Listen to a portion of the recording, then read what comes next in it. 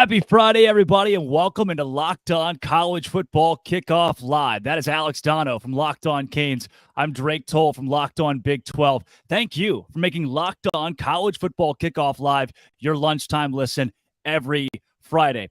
Alex, look, the news is broken about SMU, Stanford, and Cal going to the ACC. I can tell you this much. Yesterday, I was flushing the toilet as one does, accidentally knocked my college class ring into the bowl, flushed it away forever. Gone. It's gone. It's over. It's gone. And it's the second most embarrassing thing that's happened this week because the first is Stanford, Cal, and SMU going to the ACC. You've got a team in that conference for how long? You know, the SMU one is the one that I can stomach a little bit because Dallas is not that far away from the other ACC institutions. And I'm sure none of the ACC teams would mind going into Texas and doing some extra recruiting. These Northern California teams, though, Drake, there's a reason why with all the realignment and additions the Big Ten have made and the SEC and the Big 12, why everyone has passed to this point on Cal and Stanford, because they're not moving the needle athletically. And then you add in the logistics, the travel costs, because listen, this is college football kickoff live. All right. We're focused on one sport, the biggest revenue sport. You also have to consider non-revenue sports. You have to consider swimming and diving. You have to consider golf teams making these trips to Northern California and from Northern California, because really the heavy burden is on travel is going to come to Cal and Stanford. And again, these are not, teams within the Pac-12 that move the needle like the other ones who have already been picked up by other conferences. So I hate almost everything about this, okay? The only part of it that is at least somewhat sensical is the idea, and, this is one of the things they ironed out in bringing these three schools in are, in the case of SMU, they're not going to be taking any of the TV revenue for 9 years. And Cal and Stanford are only going to be taking 30% of the revenue share during that time. And so, there's talk of 50 to 60 million extra dollars in revenue that will be distributed throughout the conference. So this is bringing some more money in, but it's a move of desperation. And that's what it reeks to me, Drake. It reeks desperation. Alex, we're in a position where the ACC is building a safety blanket with the knowledge that Florida State is likely going to jump ship. UNC obviously is unhappy. I don't think Clemson and Miami are going to sit around in the ACC when those two brands leave. It's inevitable at this point. These three teams were added just so that TV deal with ESPN, just so 15 teams are in this league so that TV deal cannot be reworked. But I can tell you this. ESPN's not going to like that. And there are a whole lot of executives right now that are laughing what the ACC just did. Yeah, and one of the questions I've been asked, since this rumor mill, which has turned into fact today, has been churning is this going to be enough to appease the Florida States and the Clemsons and the UNCs and the Miamis? And I don't think it's a matter of appeasing them, especially Florida State and UNC, who have probably been the most vocal about this. I don't think this is making them happy. I just think the reason why Florida State is still a member of the Atlantic Coast Conference is they've not yet found an affordable way to leave. It's only a matter of time. It's only a matter of when, not if. As soon as they can figure out a way to finance a buyout, or, I'm sure most of these ACC institutions have legal teams combing over that grant of rights agreement, trying to figure out a loophole somewhere. To this point, they've not been able to find one because that is more than 100-year-old precedent that is kind of defining that grant of rights agreement. But, something we have to remember, Drake, is every single year it becomes just a little bit cheaper to buy your way out of it. So it's only a matter of when, not if. Dono, Locked On College Football Live. We've got a lot. We'll recap last night's Florida and Utah game. We're going to preview LSU and Florida State this weekend, Colorado and TCU as well. But I want one big prediction, one massive prediction about the NCAA from you. Well, here's something I'm sure we're going to talk a lot more about on the show today, but there's so much hype this year. Coach Prime in Colorado, Shedeur, the roster turnover, more than 80 scholarship players are new there in Colorado. All this hype, I'm telling you right now, that Buffalo's team is not going to win more than 2 games this year. Wow. And maybe that's not a bold enough prediction because 2 wins would actually be an improvement from an obviously completely different coaching staff, completely different roster. They only went 1-11 last year, Colorado. all this Colorado hype, Drake, they're not going to win more than 2 games this year. And listen, I think they're laying foundations there. I think Coach Prime is going to end up making Colorado more of a power than they are now, but they could easily open their season 0-5. If you look at that schedule, they've got TCU opening up the season. It would take a miracle to win that game. They're against Nebraska, who obviously didn't have the greatest of debuts, but on paper, they should still beat Colorado. You play against an improving Colorado State in-state rival team in week 3. Then you're against Oregon and you're against USC. So that's a 1-4, potentially 0-5 start there. And it doesn't get a whole lot easier for the Buffs. So I think that team is not going to win more than 2 games this year. Dono, money is where my mouth is on this one. My big pick to shock college football this year is, get this, it's crazy. Everybody lean in here. Texas doesn't go to the Big 12 championship game. It is everybody has picked UT to win the Big 12 outright and maybe even go undefeated. It's the best roster in the league. Dono, it's the best roster since 2019 Oklahoma in this league. They will lose to Alabama. They will lose to TCU. They'll lose to Kansas State. They'll get upset by Baylor. Texas finishes 8-4. And before everybody goes crazy, hasn't this always happened? Every year we say, this is the year. This is it. Texas is back. And they never are. So I, for one, am not falling for this trap. That was a topic of conversation amongst our hosts in the college football conference previews as well. And Alex, speaking of those, we talked to everybody across the Locked On College channel about their conference and what to watch out for across the country, which games, which players, what is most important to keep an eye on in week 1. We look at the Pac-12, the ACC, and we start with Craig Schmann of Locked On Big Ten.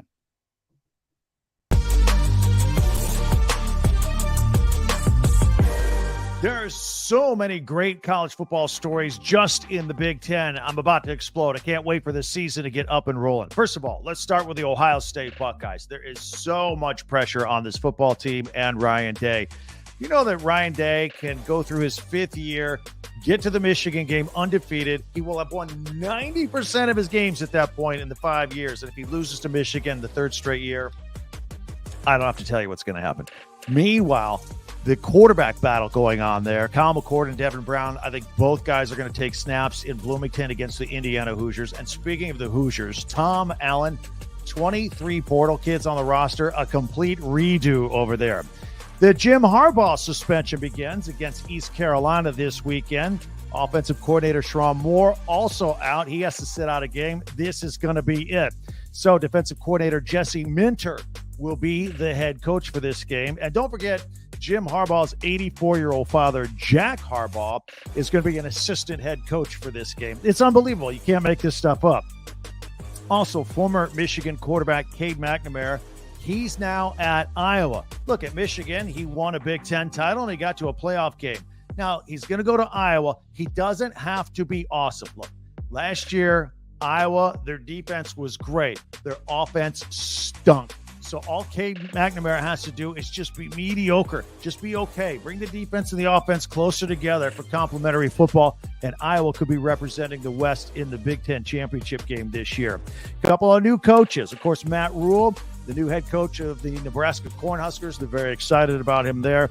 They opened up the season against Minnesota last night. And Luke Fickell at Wisconsin. The Badgers take on Buffalo to start the season. Fickell and offensive coordinator Phil Longo are changing everything up at Camp Randall. They're going to run this air raid offense. What's Wisconsin known for? Big, beefy offensive linemen and big power running backs, right? No, they're airing it out. Maybe. I did a little research, found a little nugget this week. When Phil Longo was at North Carolina, he ran the ball 45% of the time. Maybe a much more balanced attack at Camp Randall. We'll wait and see. All right, Sunday. Big Ten's on national TV. Northwestern Rutgers, 12 o'clock CBS. Only game of town. Probably the last 2 teams I picked to put on national TV, but that's just me. I still love it. I love all things Big Ten. Let's get back to the Saturday games here. Most Big Ten games are like double-figure point spreads, some 20 to 30 points as well. One game to keep an eye on right here. Write it down. Fresno State at Purdue. Purdue's only a 3.5-point favorite in this game. Fresno is coming off of back-to-back 10-win seasons. They've won the last 4 bowl games. Their defense only gives up about 19 points per game. They could be tough. for Purdue. Of course, Ryan Walters making his debut as the head football coach. By the way, his mom is singing the national anthem at Ross-Ade Stadium. And, of course, Hudson Card, the transfer quarterback from Texas. He was at Texas. He saw the writing on the wall. Quinn Ewers is there. Arch Manning is there. He was never going to see the field. So he's going to West Lafayette, and he's going to be the quarterback of the Boilermakers, and he might be the most intriguing quarterback in the conference this year. So enjoy all the games. For Locked On Big Ten, I'm Craig Sheeman. What's up, everybody? Candace Cooper here, Locked On ACC, and I'm here to talk about the best matchups out of Week 1. You have got some really good ones, but the one that you should have your popcorn ready for is Florida State and FSU. It'll be must-see TV that Sunday night at 8 p.m. The Seminoles are going to try and hold it down for the conference. They're going to let everybody know that they are here to be the ACC champions this 2023 season. Jared Verse and the boys. You got Johnny Wilson, Jordan Travis, some very talented players ready to lock and load. But if you're looking for some interconference matchups, I'm trying to tell you Duke and Clemson will be a good one on Monday. Will the Clemson Tigers be able to keep their reign rolling as they try to defend their ACC title? Duke is a team that nobody saw coming last season, but will there be film on them this year? Remains to be seen how well they can produce under Mike Elko in year 2. It's not a fluke, according to them, so I want you guys to be locked and loaded on the Blue Devils, quiet as it's kept. Last matchup, I would say, is Louisville and Georgia Tech. Georgia Tech is a team that has been flying under the radar for me and Kenton Gibbs. If you listen to our show, Coach Key has those boys ready to go, but it is Louisville and Coach Brom who are trying to bring back a new era of Cardinals football. Can you have a strong quarterback in Plummer? Can you find and rejuvenate this defense and keep things going? That's what the real questions are. I'm excited to see how it all plays out. Some really good games for your weekend. Thursday through Monday, the ACC is fully loaded. They have so many games top to bottom that are going to be exciting, so don't forget to check it out. And check us out at Locked On ACC on Twitter if you want to talk about us or talk to us during the football weekend. But more important than that, follow us wherever you listen to podcasts. Until next time.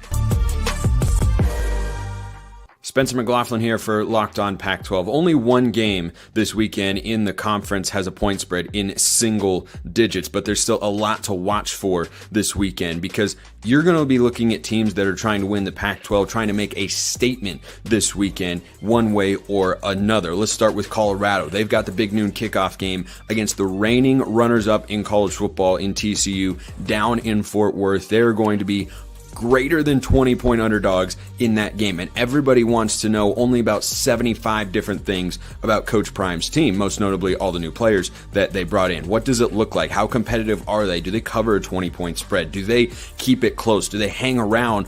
Or do they get the doors blown off them and look like they're in for another low single-digit win season in 2023? Then you have the Washington Huskies, who play a Boise State team that's been a thorn in the side of many Pac-12 football programs over the years. They're a 2-touchdown favorite in Seattle. What does Michael Penix have in his new kind of revamped offensive line? Are his weapons just as good with the chemistry that they had a season ago? Many expect that to be the case, but that's a Boise State team that you should not take lightly, even though they're heavily favored in the game. But the most interesting game individually is Cal going at North Texas. The Bears are trying to become bowl eligible this year. Justin Wilcox might be coaching for his job this season.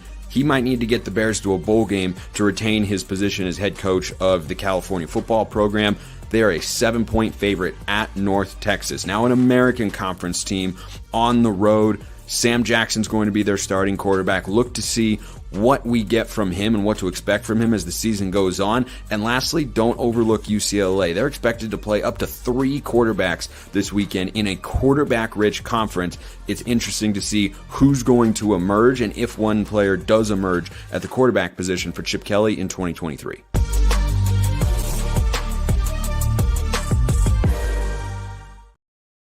Just a reminder that SEC, Big 12, and HBCU coming up next. Dono, I don't think any conference college schedule is crazier than whatever McLaughlin was wearing in that last video. Lot of boring stuff going on in college football this weekend. Well, the thing I am excited most for is the LSU FSU game, because two top 10 teams, that could show you one of them is a national title contender. And if the other one loses a close game early enough in the season, they still have time to brush themselves off and recover and get back into that conversation. That game makes the SEC and the ACC the de facto most entertaining conferences this weekend, and especially in a week filled with 20-plus point spreads and cupcake schedules. There is one game. It is the one game that stands out, LSU, Florida State, and it is our game of the week. Yeah, and you know what? Caroline Fenton of Locked On LSU here on Locked On College Football Kickoff Live. LSU, Florida State, biggest matchup in the country this week. Did the Tigers win? It's a good question. My heart says yes. Yeah, my the head answer is says yes. You're supposed to perhaps. say yes, Caroline. My head says perhaps. And I think that this is such a tough game for me, just taking my fandom and my emotional investment out of it. It's tough for me to pick because these two teams are so evenly matched. Because you're going into this game with two teams that overachieved expectations last year, two teams that return their starting quarterbacks, two teams that return a ton on the offensive line, two teams that return their leading receivers, two teams that return their leading rushers, and two teams that return their top defensive players. So you got a ton of continuity and a ton of turnover from year to year. And you also have two teams that have expectations that have exponentially risen from last year into this season. Because Florida State and LSU are both going into this season as top 10 teams. And both of these teams are going into years with gettable divisions and conferences. Like this season, the SEC West is really up for grabs. Alabama's coming in to a questionable year, two new coordinators, don't know who's going to be the starting quarterback. Texas A&M also has a lot of questions, so it really is anybody's West. And I look at the ACC, and I think it's the same thing. Clemson, not quite sure what's going to pan out with them. Can Drake May really carry UNC to an 11-1, 12-0 season? We have yet to see that be decided. So it could be Florida State's ACC and it could be LSU's SEC West. And, you win this game and your hopes for the college football playoff are still alive. You lose this game, then you can still go 11-1 in the rest of the season and perhaps win a conference championship, but your margin for error just gets that much slimmer.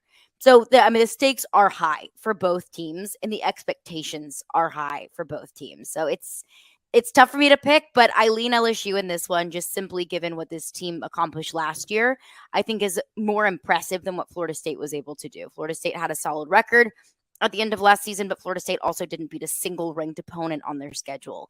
LSU was able to take down an undefeated Ole Miss. LSU was able to take down an Alabama team with the best quarterback in college football last season. So I think that LSU is just going into this game a little bit more battle tested.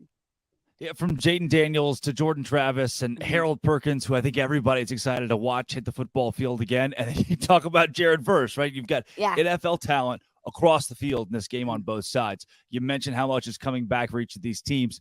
If there's an edge anywhere for one of these two squads, where is it? Where's the hole that somebody could exploit? I think the hole is LSU secondary. And that's why I think the defensive line is the most important position group for LSU going into this game, is because LSU basically rebuilt its secondary, or more so its cornerback room, for the second year in a row. LSU last year, Matt House and Brian Kelly, defensive coordinator Matt House, were forced to basically build up the entire cornerback room through the transfer portal. They're finding themselves doing that again. LSU only had one returning scholarship corner on the roster, and that was LaTerrence Welch, who was a true freshman last season and saw limited reps. So we don't know what this cornerback room is going to look like. We don't know if Matt House can make something out of a whole lot of questionable pieces for the second year in a row. I mean, Brian Kelly even talked about Sage Ryan, safety and nickel, even taking snaps at corner. So that concerns me, that the depth is so little that you've got safeties playing corner. So I think that if LSU's defensive line can step up and get pressure on the quarterback, then that takes a lot of the load off of the secondary. But that job got so much more difficult given the news that defensive tackle Mason Smith is suspended for the first game of the season. So if Florida State's offensive line can protect the quarterback and the defensive line is going to have to do a lot more work, I'm not sure how many battles the secondary is able to win against Florida State's experienced and massive receivers. Caroline, you said that this game is going to be close. You lean LSU. Finally, give me the prediction here. How do these 4 quarters play out? A final score, who wins? I would say final score 31-28 Florida State. I think it's going to be fairly high scoring just because you've got you've got 2 offenses with so much experience, and you've got 2 offenses that want to run the ball and that want to throw the ball. They've got 2 balanced offenses. Like neither of these offenses are one-trick ponies. I would say at the half that Florida State is up maybe by a field goal or maybe by a touchdown. We've seen LSU, at least last year, they were a slow starting team. And I wouldn't be surprised to see the pivot of the game being massive LSU defensive play. Last year, it was almost like clockwork. Like it was almost weird and eerie that, LSU would start slow and it would take either an interception or a big sack or, a strip sack or whatever it might be. Just a massive defensive play to just unlock this LSU offense. Like it was crazy the way that a big defensive play could energize this team. So I think that Florida State could be up at the half. And I think that it's going to take a big defensive play from LSU for them to just, to let loose and to play the kind of football that they want. And I believe that LSU would pull away in the second half and ultimately take that game 31-28. 31-28, the final score. That's Caroline Fenton, Locked On LSU, right here on Locked On College Football Kickoff Live.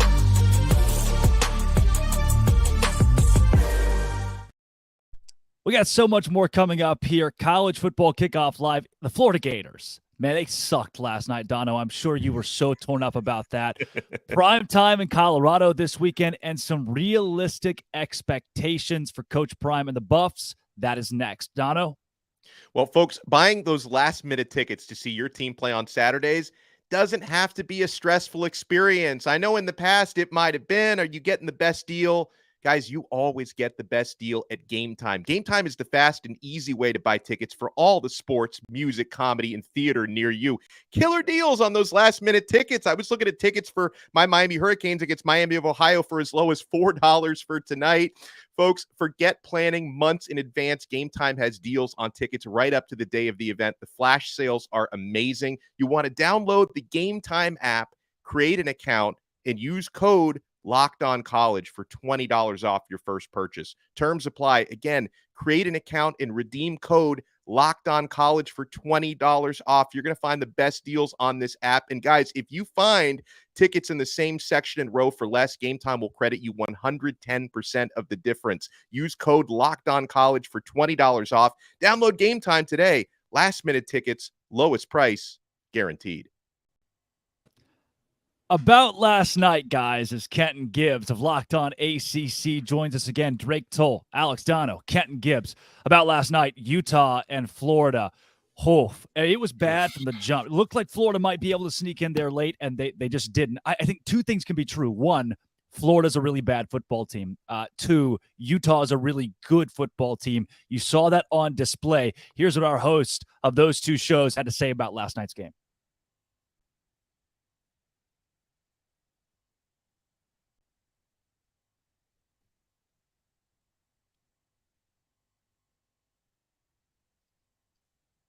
All right, guys, we're going to take a pivot here and move out to Colorado. Let's go west here real quick before we get to that. Dono, you mentioned on it earlier. You touched on it earlier, Coach Prime and the Buffs. Kenton, Deion Sanders in college football at the FBS level now with Colorado. Dono said he goes 2-10 this season. What do you think about Coach Prime back in the South?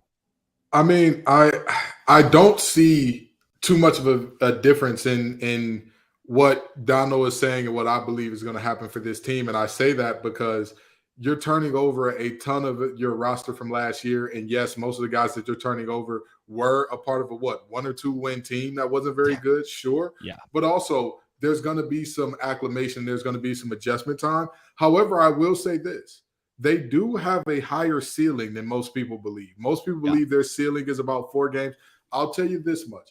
If Coach Deion Sanders can make something work out, if he can force that team to gel together quickly, and Dono's got the U behind him, he's a Miami guy, he knows better than anybody. If a team can gel in this short amount of time when they have as much talent as they have, because let's just be honest, their talent stacked up against the rest of the Pac-12, it's not a huge discrepancy. It's not. It's just realistically, it's not.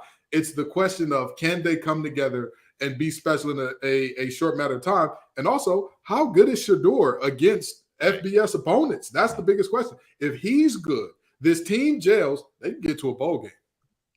Let's all focus in on what Kenton Gibbs just said here, that Colorado can get to a bowl game in 2023. Kenton, I think Colorado loses by a lot of points and then some this weekend against a TCU team that won a college football playoff game last year. All eyes are on Fort Worth as one of the top 3 games this weekend as the Buffs head to Texas. Steven Simcox, Locked on Horned Frogs. Kevin Borba, Locked on Buffs, broke down the keys to victory for this rivalry game.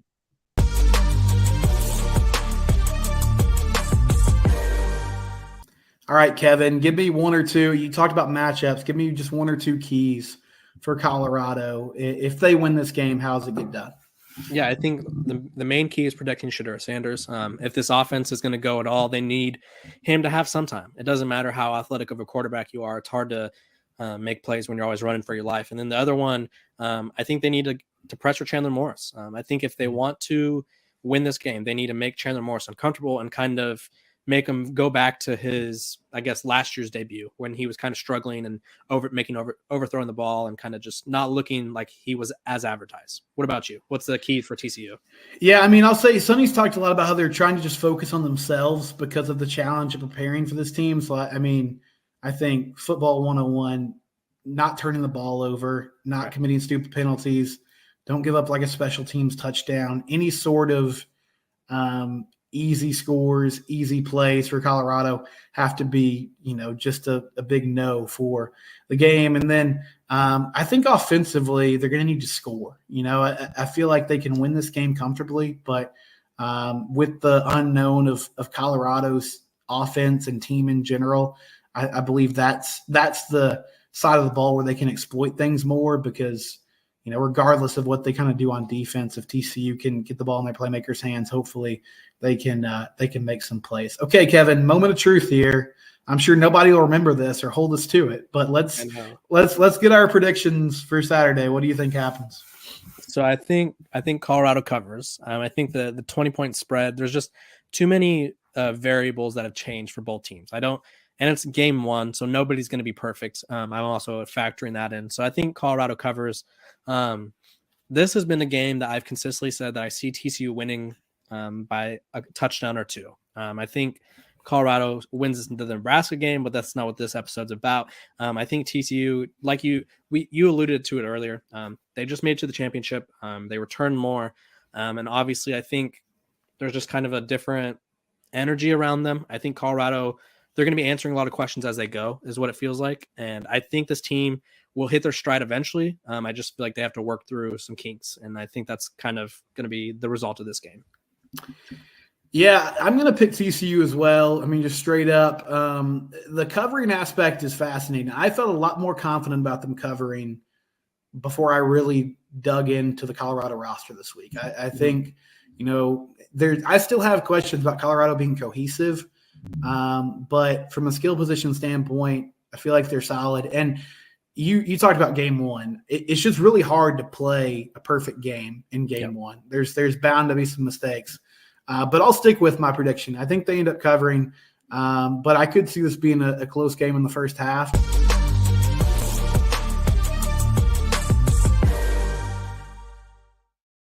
Oh, wow, Dono, 2 of our more tame hosts. Nobody really wanted to win this game by a lot this weekend, I guess. You had to pry it out of Steven Simcox to say the Frogs are going to do well. Look, TCU's got Trey Sanders, running back from Alabama now. They've transferred in the number 1 JUCO guy in the secondary in the country. I don't see this game being close. Well, there are certain areas I'm going to be looking at from the Colorado side, like their defensive backfield. You expect that, obviously, not only to be well coached by Deion Sanders, but they've got the talent there, looking at guys like Travis Hunter. And what is true freshman Cormani McClain going to do? Because it seems like he took some lumps, had some good moments and some bad in fall camp. So that's definitely an area on a Deion Sanders coach team I always watch. Coming up on College Football Kickoff Live each week, we take a look at teams in the college football playoff conversation. We can start with Georgia, but we'll start with USC instead because they might not be around too long. That is next, Dono.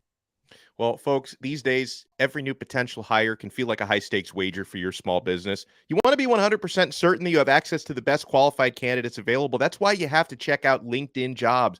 LinkedIn Jobs helps you find the right people for your team faster and for free. Folks, I know this works because I have gotten jobs through LinkedIn Jobs before. You add your job and the purple hashtag hiring frame to your LinkedIn profile to spread the word that you're hiring. Then simple tools like screening questions make it easy to focus on candidates with just the right skills and experience. Then you can quickly prioritize who you'd like to interview and hire. It's why small businesses rate LinkedIn Jobs #1 in delivering quality hires versus leading competitors.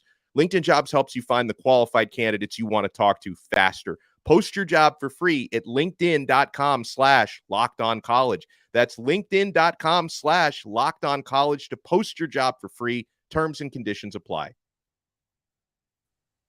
Playoffs. We're talking about playoffs on September 1st. Each week, a different host whose team has a real playoff chance will join this show and sell us on why their team should be in the national playoff conversation. We start with Mark Culkin from Locked On USC. How you guys doing? Mark. The Let's offense see, is Mark. good. The defense, I think all of us here have questions. Can you help us out? Sure. What would you like to know about USC's defense? Can it be good? Yes, it can. Yes, it can. What USC's defense needs to do is, number one, settle in on who your starters are or who your backups are. In the first game against San Jose State, USC ran out over 70 players on defense. Not on defense, on the whole roster basically played. And that included pretty much everybody on defense. Their best player, Eric Gentry at linebacker, he's still not quite 100% yet. However, you did see a difference when he was on the field versus when he was not. USC struggles at times, I guess is the best way to put it, playing defense. Against San Jose State, when Eric Gentry got on the field, USC had 3 3-and-outs in a row. And then the next 2 or 3 series that he actually played in, they might have given up a first down before they had to get off the field. So a little bit of experimenting that we saw against San Jose State. And while, yes, people were anticipating a bigger jump, looking different than what they looked like last year, it's game 1. You rolled a lot of players out there. If we're still having the same conversation after games 3 and 4, hey, bring me back on and pick your best shot. Kenton, let's go to you. What's your biggest concern with USC this season? And Mark, maybe you can try to help him out. I'll tell you this. Baseball and football have one thing in common. You have to be strong up the middle in both sports. I am worried about USC up the middle at all 3 levels, honestly. I'm concerned, and I need to know, we've seen this story, we've seen this song and dance with Lincoln Riley before, of the offense is going to be hot as fish grease and the defense is going to be cold as the icebox where Omarion's heart used to be. Help me out. Tell me why this team's going to be strong up the middle at all 3 levels, or at least 2. So one of the issues that USC dealt with last year in Lincoln Riley's first year was a lack of depth. They attacked the transfer portal probably as well as anybody did during the offseason. They brought in Bear Alexander from Georgia. They brought in an Anthony Lucas from Texas A&M. They brought in a Jack Sullivan from Purdue. They brought in Keon Bars from Arizona. Keon Bars and Bear Alexander are the 2 guys up the middle. Mason Cobb is the linebacker from Oklahoma State. These are the areas that they're trying to address where they showed significant weakness last year. So they put the Band-Aid over the middle. They brought in more players. They addressed their depth issue. And let's just be honest, folks. Last year, USC missed the playoffs by this much of a margin. And that was with 0 defense. They don't have to be great. They don't have to be really good. They just have to be average when you've got Caleb Williams and that type of offensive firepower that's going to keep you in every single game. Because if the other team can't score with USC, USC's defense just needs to do enough to carry them over the finish line. Wow. I want to pause there and just explain. You just explained the thesis of Big 12 football for the last decade. Hey, our defense can suck as long as the offense scores. Mark, the adage is defense wins championships. So maybe that won't hold true for you and the Trojans. But Dono, what's the concern for you? Well, no, I'm not even going to go with the concern. I'm going to go with the strength because I'm a glass half full guy, all right? You mentioned Caleb Williams, who obviously he's off to a nice start against San Jose State, 4 touchdowns, no interceptions, big yardage. Heisman darling, already penciled in as the first overall pick in this coming NFL draft. Could he be even better, Mark, than he was a season ago? What do you think the ceiling is for Williams in that O? So the short answer is yes, he can be better. And that's kind of scary. He won the Heisman last year, and when he was there in New York with all the other quarterback candidates who were playing in the playoffs, that's what Caleb Williams wants. He wants the opportunity to play in a championship. He wants to win a championship. He hasn't done that yet in college. So that is his motivating factor. And again, when you see the growth, we talk about how freshmen grow from year 1 to year 2 when they become a sophomore. The same rule applies when a coach takes over the new team. You see growth from year 1 to year 2. And I think you're just going to see more of that of USC this year. To Drake's comment about defense wins championships, that is absolutely true. But you're seeing those teams that typically have great defenses, they're relying on their offenses now. Nick Saban has been very forthcoming with it. It's all about offense now. You saw what Georgia's offense did in the championship game last year. It wasn't really their defense that won the game. Well, Mark, TCU did only score 7 points. So you can make a case in either direction for the Georgia offense or defense. Yeah, I was about to say that defense. I mean, they had TCU standing on their head for half the game. That was a tough one. That was a real tough one. So that may not be the best case of all time. I also saw Georgia struggle with Kent State to start the season. So and Missouri, Missouri on the road. Certain games we can go that all day long. Yeah. That's true. Well, Mark, for now, your team is a college football playoff contender. And with a schedule in the Pac-12, that could still be standing within the next 10, 12 weeks when the season wraps up. Thanks for joining Locked On College Football Kickoff Live. Look forward to it. Guys, it is time for our newest, maybe my favorite segment of the show. It is Sell Me Why. We're going to go around the country here and sell you on spreads in college football. The number 12 Tennessee Volunteers host the Virginia Cavaliers. And I know what you're thinking, Power 5 game. The spread can't be that crazy. Well, at noon Eastern tomorrow, it's a 28.5-point spread. Here's Eric Kane of Locked On Vols to sell you why the Vols should cover 28.5. Hey, what's up, everybody? Eric Kane, host of Locked On Vols. And this is why Tennessee can cover the 27.5-point spread against Virginia. First and foremost, it's pretty much going to be a home game. Game's in Nashville, Nissan Stadium, a neutral site game, but Big Orange is going to be everywhere. So you're already going to have that home field advantage, if you will. Secondly, Virginia, on paper, it's the opener, so truly you don't know. But on paper, it's not a very good football team. A lot of personnel changes on offense for sure. Tony Elliott's second year at the helm, but you got a new quarterback in Tyler Muskett. Tony Muskett. You've got 4 new starters on the offensive line. Your top 4 wide receivers left the program. So a lot of question marks there. Your best defensive player for Virginia, Chico Bennett Jr., is out. And I think Tennessee's really going to try to start this season off with a bang with a new starting quarterback, Joe Milton, who is going to take some shots down the field. And this defense is going to be a whole lot better. That is why I believe Tennessee has a great chance of covering the 27.5-point spread, because Josh Heupel's just going to continue to put the pedal to the metal here in the season opener. It's going to be the Joe Milton show. Tennessee's got the better run game. Tennessee is better at all 3 levels on defense and is better on special teams. So I think it's going to be a big orange win, and Tennessee will cover the 27.5-point spread. Stay locked into Locked On Vols on Monday for complete reaction. Tennessee and Virginia in the season opener.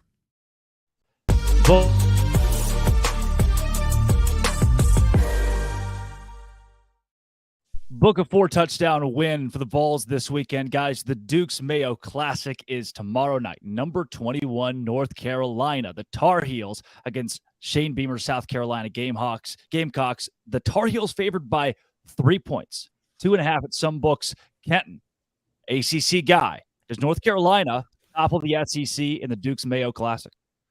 Thank God we got somebody that can put on a decent representation of the ACC, because, Lord, that first game, they don't have to sell me why. They don't got to sell me something good. They don't got to do none of that. That is going to be an absolute devastation. But in talking about this game with USC, UNC, who's the real Carolina per se, we're going to see a game that is going to be a lot like what we just talked about with USC's pundit, and I'm talking about Southern California here. It's going to be a track meet on turf. This is going to be a race to 50, whoever has the ball last type of game, because you look at UNC's defense and they couldn't stop a runny nose with Robitussin tissue and 8 different COVID vaccines. And you look at South Carolina's defense, and they lost. The SEC is known for being big and physical and defensive linemen flying at you from everywhere. And lo and behold, that may be where they're emptiest. That especially their defensive end room, where they lost a ton of talent basically overnight. So you'll see Drake May and Spencer Rattler potentially have great games here. I'm not sure about the line. FanDuel, I don't know. But whatever the over is, go hammer that thing. Unless that over is 120, go hammer it right now. Yeah, Dono, I am blown away by the South Carolina team with losses to Florida last year and Missouri, but wins against Tennessee and Clemson. They don't make any sense. And now with Spencer Rattler as a Heisman dark horse who's had a weird journey in college football, I personally like the +2.5, +3 for South Carolina. I think it's a great line. It kind of reminds you of an NFL line. Anytime you're talking about 2.5s or 3s, the LSU Florida State game is in a similar situation. I'm leaning ever so slightly to North Carolina to win the game and probably just cover, because 3 is usually the magic numbers with these things. I think Spencer Rattler's probably getting slept on a little bit too much, maybe not getting enough respect. I know that's been a topic of conversation in that side of the Carolinas, but I can tell you Drake May is more than likely going to be the best player on that field. And with 2 offenses, and, I know Drake May doesn't get a lot of defensive support, but in what's going to be an offensive-centric game, I'm going to go with the best overall player. And I think Drake May, he's going to have to do a lot this year, is going to put the Tar Heels on his back and just edge it out with a win and probably just cover that 3 points. But I'm not even sure which way I'm going to go on that yet, Drake. I could make an argument for maybe this game gets decided by a point in either direction, or North Carolina squeaks by with a 3-point win. With defenses turned off effectively, one thing I look at, Clayton White, when he got to South Carolina, this was a bottom 10 defense in the Power 5. In his first 2 seasons, they're now a top 40 defense. Not a massive jump, but in this game, I think it's enough where you're just not going to see a lot of that side of the ball. Now, playoff hopefuls Ohio State, they opened the season as 30-point favorites against the Indiana Hoosiers. 30-point favorites in a conference game. We had to Jay Stevens of Locked On Buckeyes to sell us why you should take the Buckeyes to cover. Most of the time, the thought of a team covering a spread of 29.5, according to our friends at FanDuel Sportsbook, you would think it won't happen.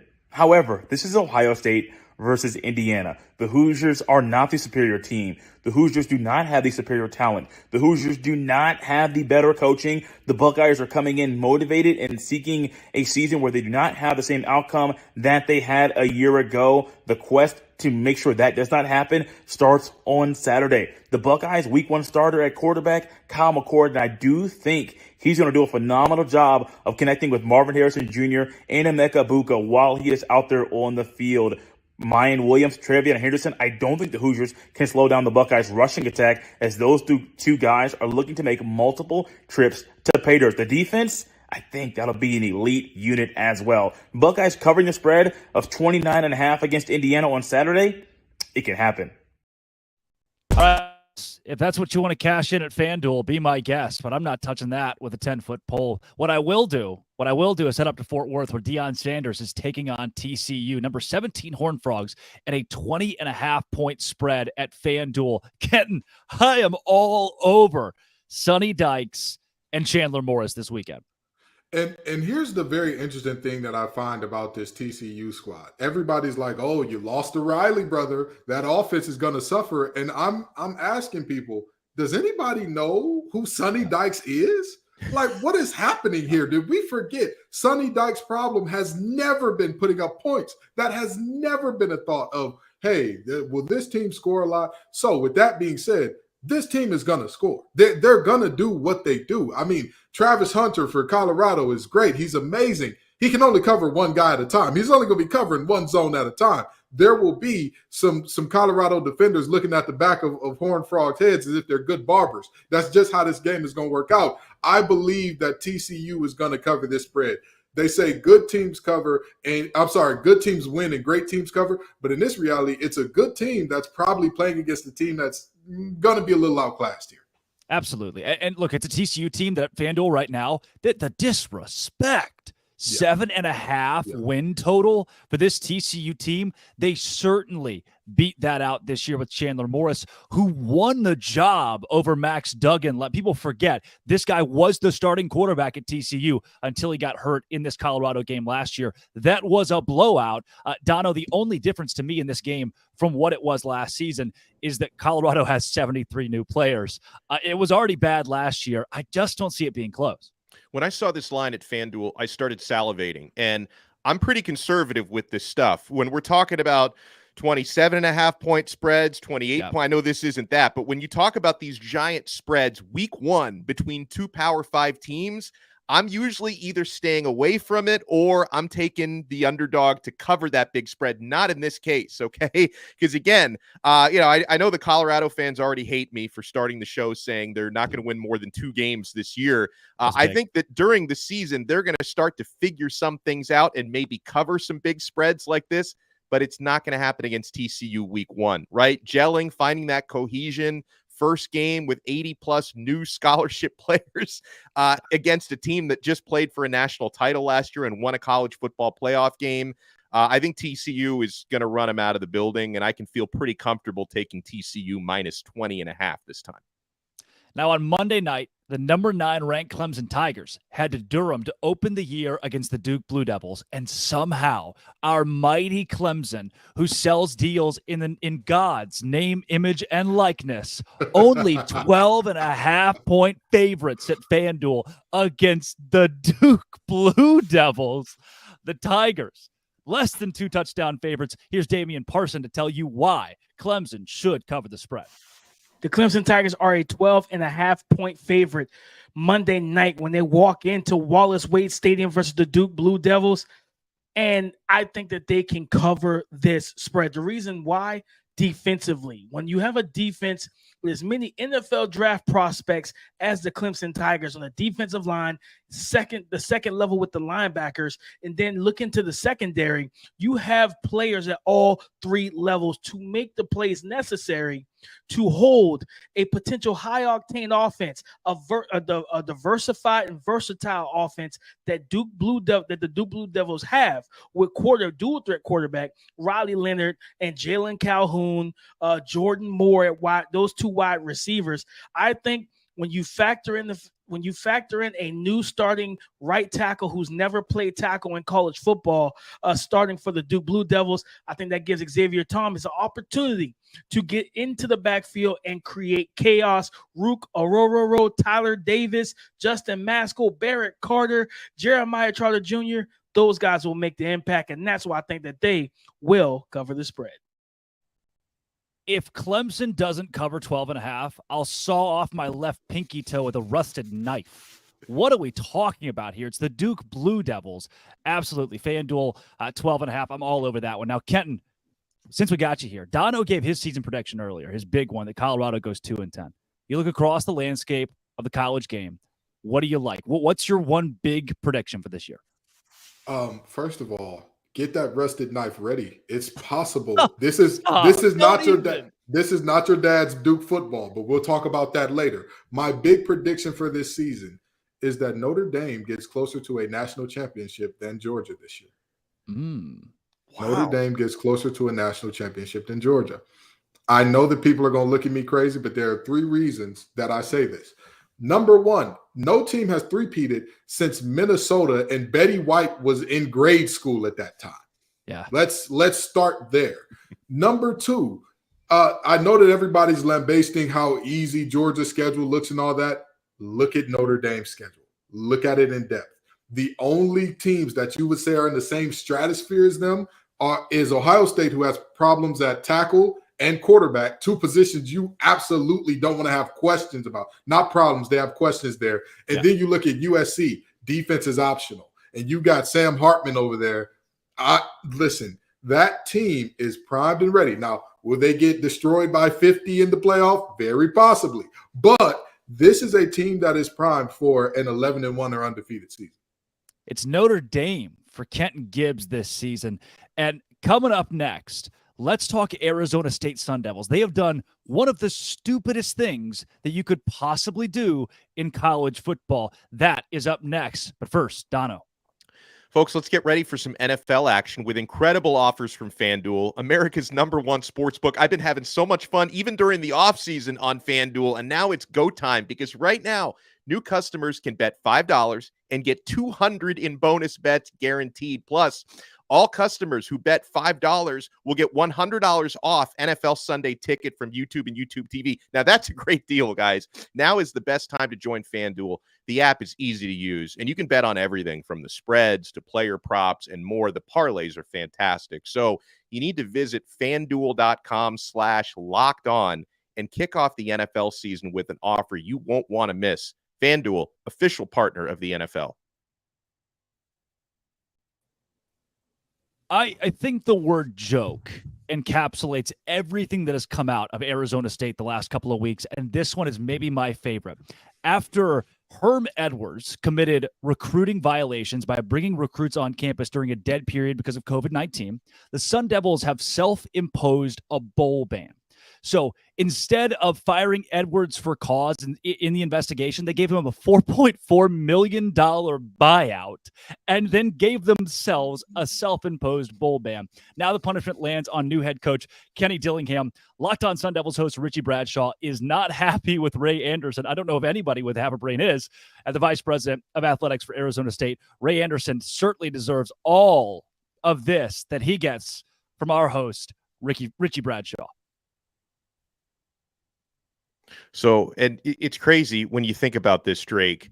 Some of these recruiting rules, I get it, are real complicated in the age of technology and, the data limitations and stuff on texting and phone calls. But, I mean, it seems to me like the biggest no-brainer in the world is dead period. Everybody knows when and what the dead period is. Like, you're not bringing players on campus. And then, like you said, the punishment gets passed on to Dillingham and to the players who are currently there. That, to me, I could complain for 6 hours about the NCAA and their archaic codes of conduct, but one of the things that annoys me more than anything else is when head coach X commits a violation and then he gets out of Dodge, and it's the people who remain are the ones who are left to pick up the pieces. I absolutely hate that.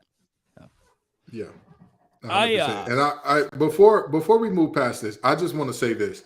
This is one of those moments, and like you talked about, Dono, the way in which the NCAA works, this is one of those moments that we'll look at as one of those dominoes that triggered the NCAA football becoming a separate entity from the NCAA altogether. Because let's just be honest, all the conference movement and consolidation we're seeing, the Power 5 becoming the Power 4 and all that, we know where this is headed. We're slowly marching on towards football saying, hey, we're going to govern ourselves. You all figure that out with the rest of it. But I digress. It's a terrible situation for Arizona State to be in on behalf of folks who, like you said, are no longer in the program.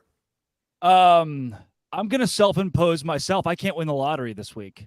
I think Vanderbilt, maybe Northwestern. Like this is similar to me from what Michigan did in suspending Jim Harbaugh for the Western Kentucky or Western Michigan game, right? He got a 3-game suspension and none of them matter. You have a joke of a reaction when you take a team that's going to win 3 games this year and say, you know what? No matter what happens, we're not going to a bowl. You aren't going to a bowl anyway.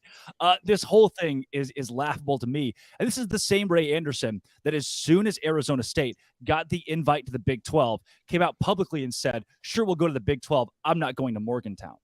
The first thing he did when he got on the lifeboat, right? Titanic's going down, and we pulled him out of the water onto the lifeboat. He looked at the driver and said, you're fat. And looked at everybody else and said, you're all ugly. I'm done. What a joke of a program right now at Arizona State. The leadership there has only made that school look worse. The big issue I have with this, Kenton, maybe the biggest issue, they weren't going to a bowl in the first place. Yeah. And I'm all for teams holding themselves accountable and, saying, hey, we're going to be serious about these things. And trust me, as an NC State graduate, I've seen NC State self-impose postseason penalties when it's like, the basketball team probably wasn't going to the tournament this year anyway, but good on you. I'll say this. I understand trying to preempt the NCAA and say like, hey, we did it to ourselves, so you can't punish us anymore. The only problem with that is, like you said, this is a team that is going to be terrible. Like at the end of the day, by game 5 or 6, we'll already be like, oh yeah, this team is basically eliminated from bowl contention already. That's tough. Well, it's an unfortunate situation. And, the players who have been on record talking about it have all said, we're going to keep grinding and chipping away like we were going to do anyway. And like Donald said, at the end of the day, you can tell that those players are looking around like, we didn't bring on anybody who wasn't supposed to be here. We understand that dead period means dead. That's Herm Edwards, who's probably back at ESPN being the talking head already. Yeah. Like, let's knock this off. So, it's an unfortunate situation. But like you said, I am banning myself from dating Meg Thee Stallion this week for not being on time to the show today. I'm banning myself from dating Meg Thee Stallion. That's Meg, her loss, not yours. I'm sorry, Meg. I'm sorry. I know. I'm announcing this live. So everybody's spotting this out at the same time, including Meg. Meg, I'm sorry. Next week, I'll be back. I can't do it this week. I can't.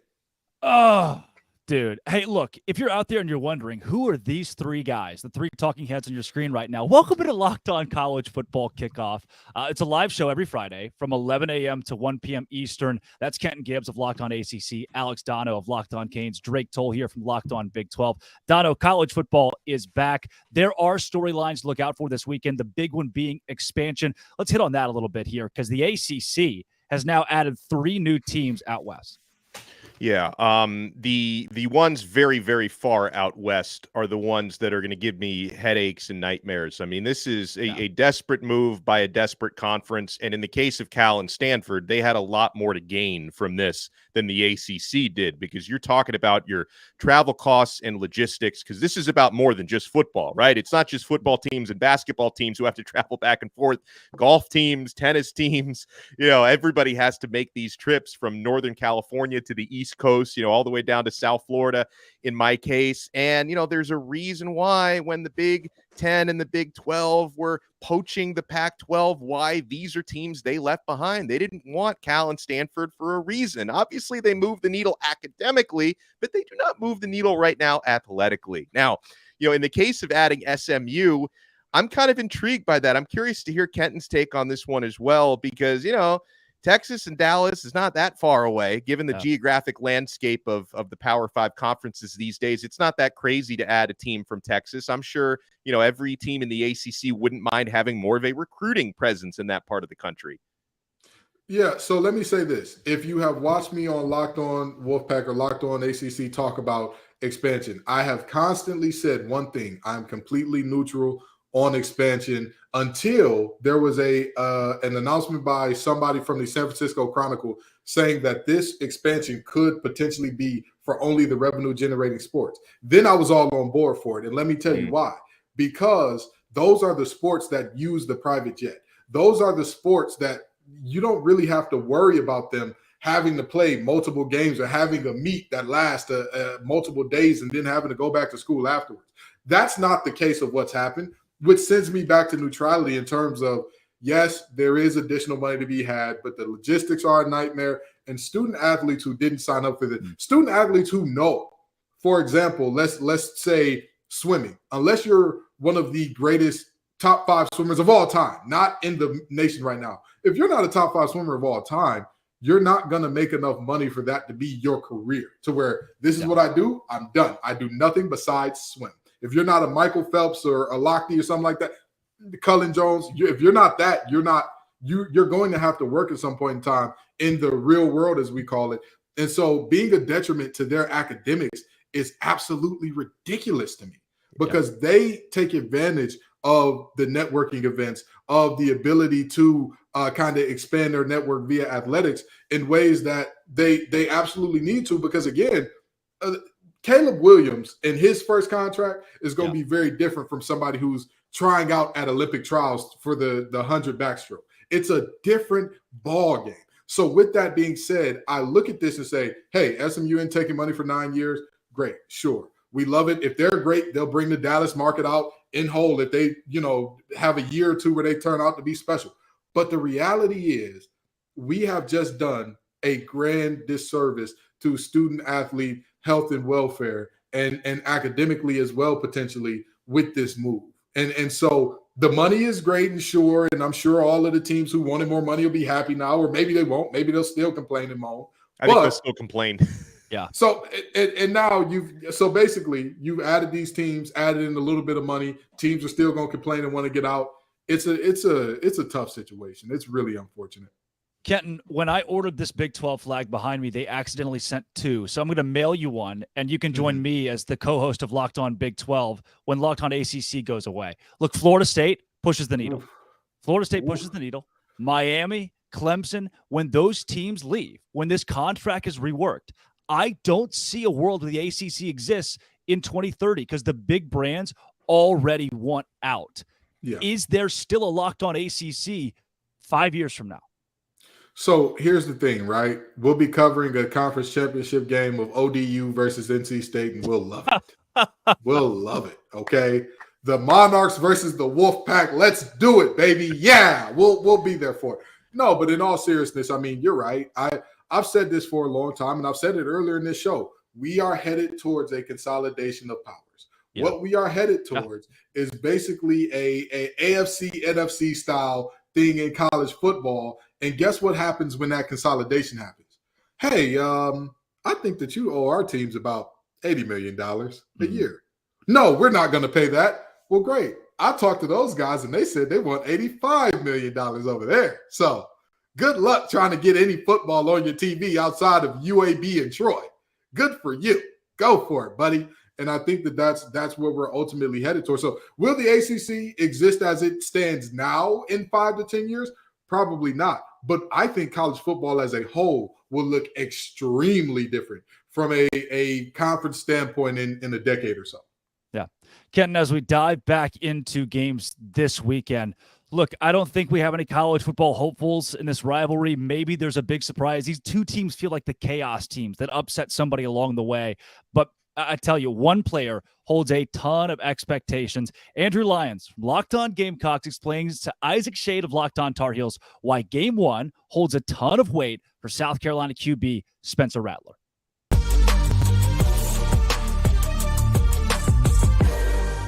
There's been a lot of discussion over the past month and especially throughout this offseason from circles inside of that building that have been saying that, hey, Spencer Rattler looks like he's taken a step forward. It looks like that this offense being more catered to his skill set and his strengths, it is unlocking a new level for him right now.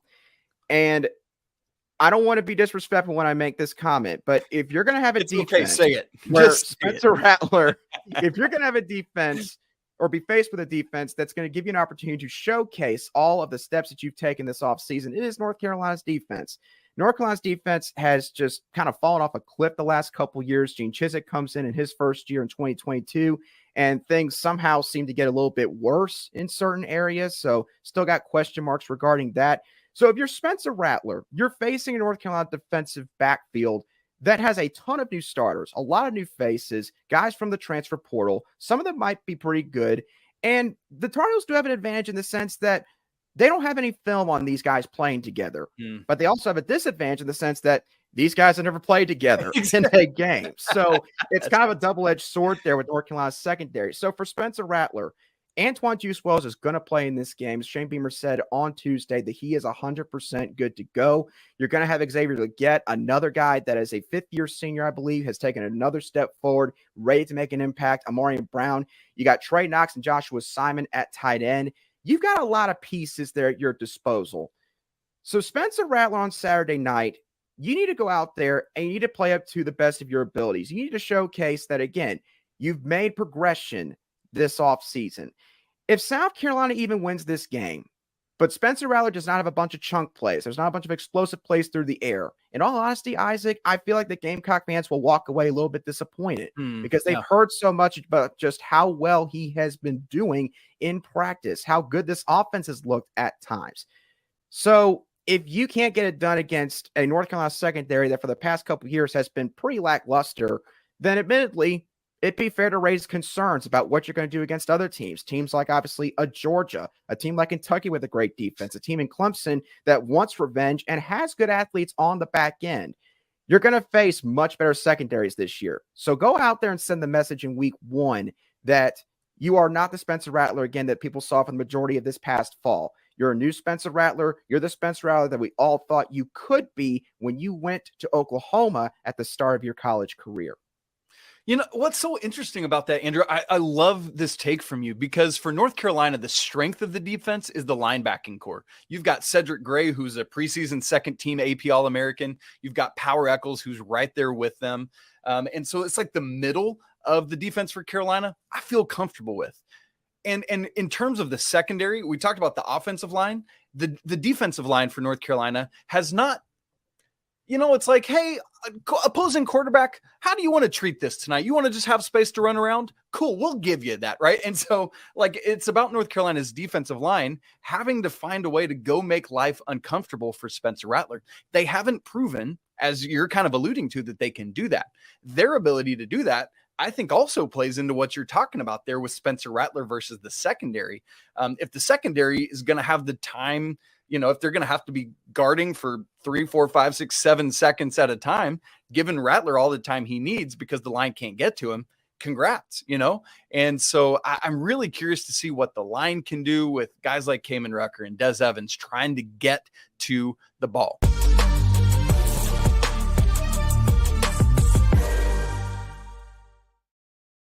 Alex Dono, $100 will win you $5,000 at FanDuel if you put it on Spencer Rattler to win the Heisman and he goes to New York and takes the trophy. Are you just throwing away money if you do it?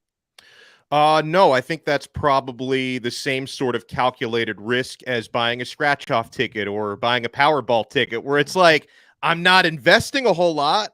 I think Rattler can be in that conversation. Now, if he doesn't carve up the North Carolina secondary this week, there's going to be a good indication we're not going to see him at the Heisman Trophy ceremony. But listen, I mentioned it, Drake, earlier, and I'll double down on it. I think people are probably sleeping on Spencer Rattler a little bit too much because he does have a better resume, I think, than people realize. I know the way things went down with Oklahoma's quarterback situation a couple of years ago left people underwhelmed, but he's a career so far 58 touchdown to 24 interception passer. That's a good ratio. This guy can get an offense going. So I'm buying that lottery ticket. Am I predicting Spencer Rattler to win the Heisman Trophy? Absolutely not. Is it worth taking a little gamble on that on FanDuel? I think it is.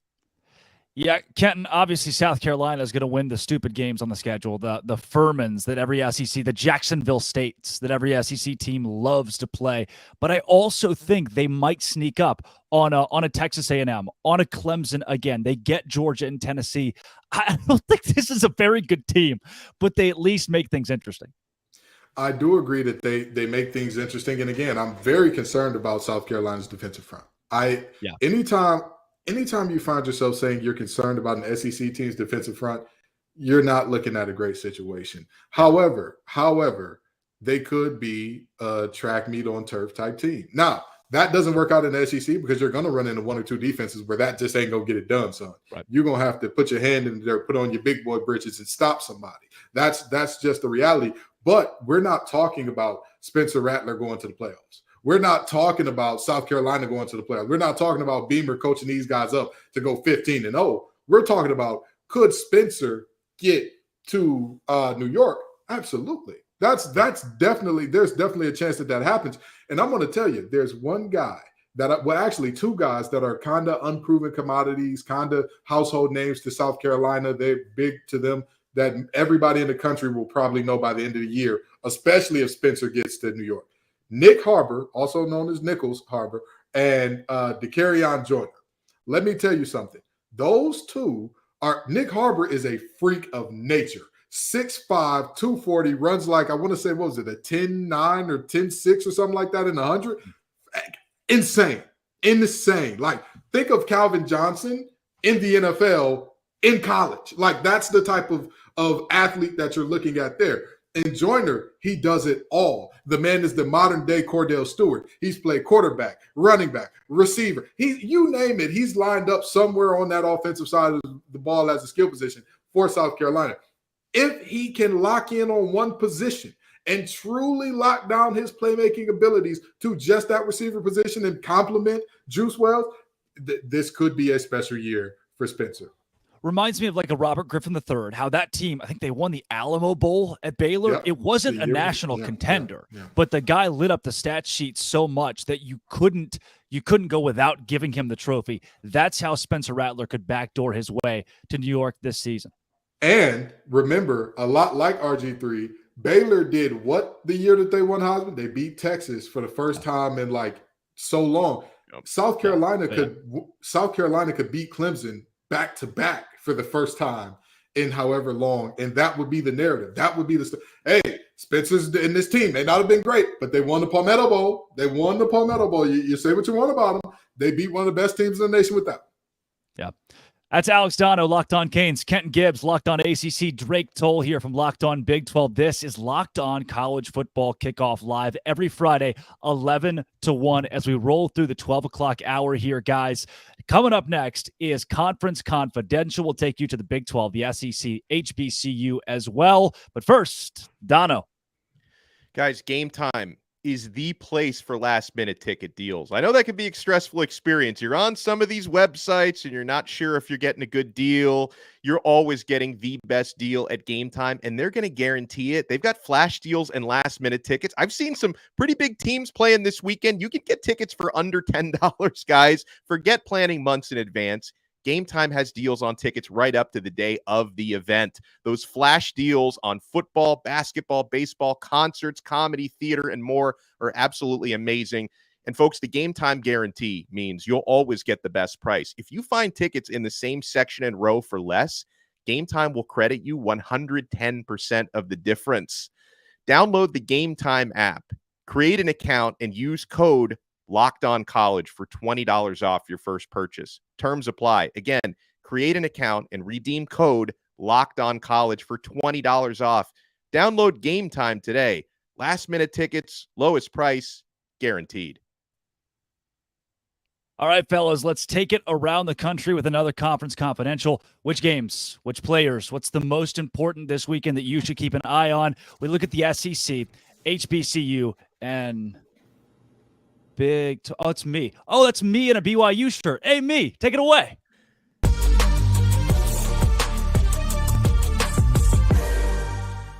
Hey, thanks, me. What a great haircut, man. You're looking good today. Look, the Big 12 this weekend, there is one game, TCU in Colorado, and I struggle to call it a game because it's not going to be a game. I liken it to this. Last year's national championship game, my front right tire 3 weeks ago on I-35, and TCU Colorado, all blowouts. There's no way this thing is close. Colorado has 70 plus brand new players. Deion Sanders, awesome guy, great spirit. He's going to be a figurehead in the Big 12. Not going to win a lot of football games this year in Boulder. TCU wins 42-21. Chandler Morris lights it up. They got transfers from Bama and Oklahoma State, and you name it, TCU probably has a transfer from there. They're going to be good this season. They are underrated in the Big 12. Around the rest of the conference, there's nothing I look at and say, hey, this is must-see TV. West Virginia and Penn State. West Virginia, I love you, but I know Neil Brown's going to get fired. He's like weekend at Bernie's. We're just kind of propping him up and wait until his buyout's a little bit less. 20.5 the spread on that game. Penn State at home on a whiteout at night. It's going to be bad. Brutally bad. Another game that I might be vaguely interested in, Baylor, Texas State. I talked to Dave Aranda this week, talked to Texas State head coach G.J. Kinney. I believe Texas State covers 28 in this, and it's a lot closer than people expect. Kinney wins wherever he goes. I don't know if Dave Aranda's team of Blake Shapen gets a hot start out of the chute. And then UTSA Houston. It might not jump off the page to you. UTSA favored on the road. Houston unveiling new uniforms. It's going to be rocking. UTSA is a better team. They're a better team than the Big 12's, one of the Big 12's newest members in Houston. However, the Cougars at home get an upset victory. They take it. Very casual week in the Big 12. At least it should be. I'm Darian Gray, a.k.a. the Mouth of the South, Locked On HBCU host, and this is what you need to watch this weekend. in the HBCU landscape. We have a monumental game and a potential SWAC East divisional championship game in week 1 between FAMU and Jackson State. This has been the game that has decided it over the last 2 seasons, and this appears to be the 2 best teams within that division for the 3rd year in a row. So you have Jeremy Musa, the SWAC preseason offensive player of the year. You have Jason Brown, who just set a SWAC MEAC challenge record for most passing yards, and they'll be facing off. But this isn't the only quarterback battle to watch this week. You have Southern University versus Alabama State. And what fascinates me about this is Harold Blood for Southern and D. Davis for Alabama State both have a lot to prove. Now, D. Davis is fighting for his job. Many people think he should have been replaced by Damon Stewart, but he's going up against a talented Southern secondary, and this is a perfect opportunity to prove that he is the guy. Same with Harold Blood, who was just named the quarterback. Alabama State has their own talented secondary. So both quarterbacks are going against really good secondaries, and both quarterbacks have something to prove.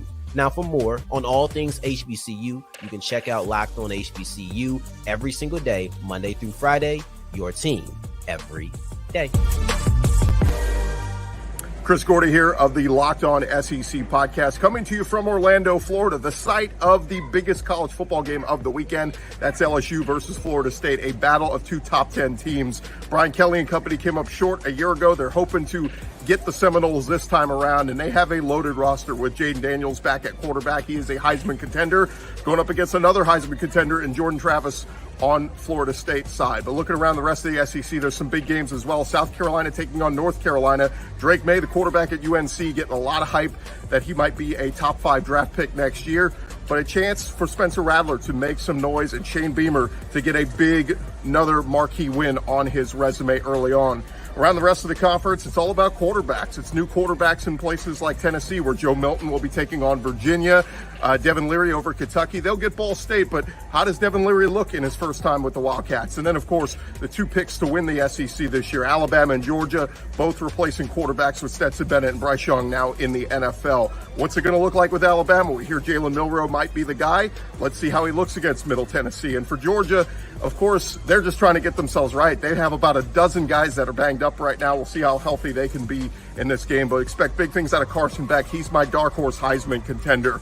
We'll see what the SEC does. Not off to the greatest start so far with Florida losing to Utah, but let's see if they can make it a good week 1 in the SEC.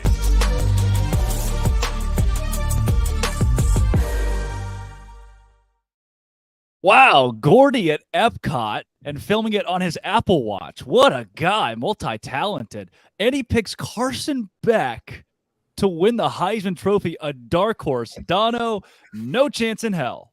Well, first of all, it's nice that I am no longer the only person on the Locked On Network who has filmed content for the channel at Epcot, because I have done that before, and now Gordy joins that exclusive club. But you know what, Drake?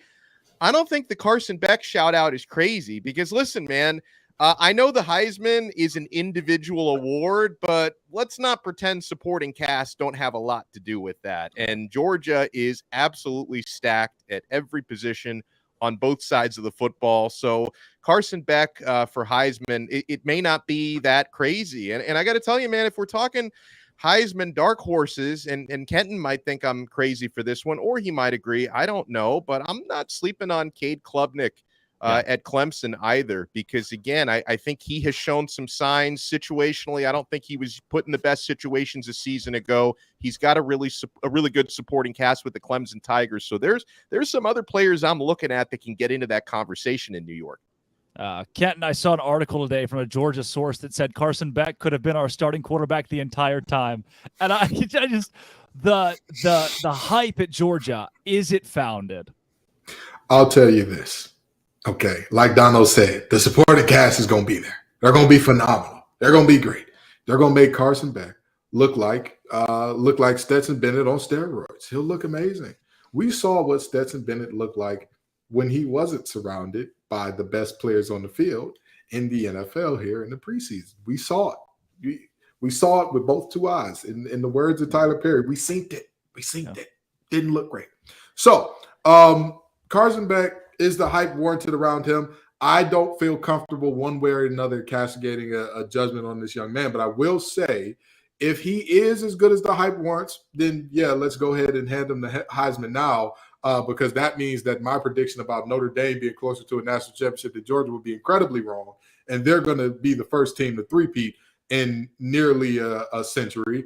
But with that being said, I think that the guy who our correspondent there was there to watch is actually the guy that's going to take it home in Jaden Daniels. You look at LSU, there seems to be a trend with them. They win 10 games, and then the next year, what happens? Undefeated national champs. That's what happened last time they won 10 games with a transfer quarterback who didn't look necessarily great in the first year. This could be his year to show everybody like, hey, I'm every bit as good as y'all thought, plus some. And I mean, I wouldn't be surprised if that is the guy at the SEC that brings home the hardware. Yeah. Coming up later in the show, Auburn, a new head football coach. The Hugh Freeze era begins. We also talk about the best bets. If you love making money, your boy Q has got some free money at FanDuel this weekend. But first, a very one-sided rivalry in quotes, between Duke and Clemson. But this season, apparently everybody thinks there's a ton of uncertainty with this game and Clemson and them being in the national picture or out of it. And maybe J.J. Jackson of Locked On Blue Devils and Dame Parsons can help us put it all together. Parsons of Locked On Clemson. They got together this week to preview the game, talk about the direction under center for the Clemson Tigers.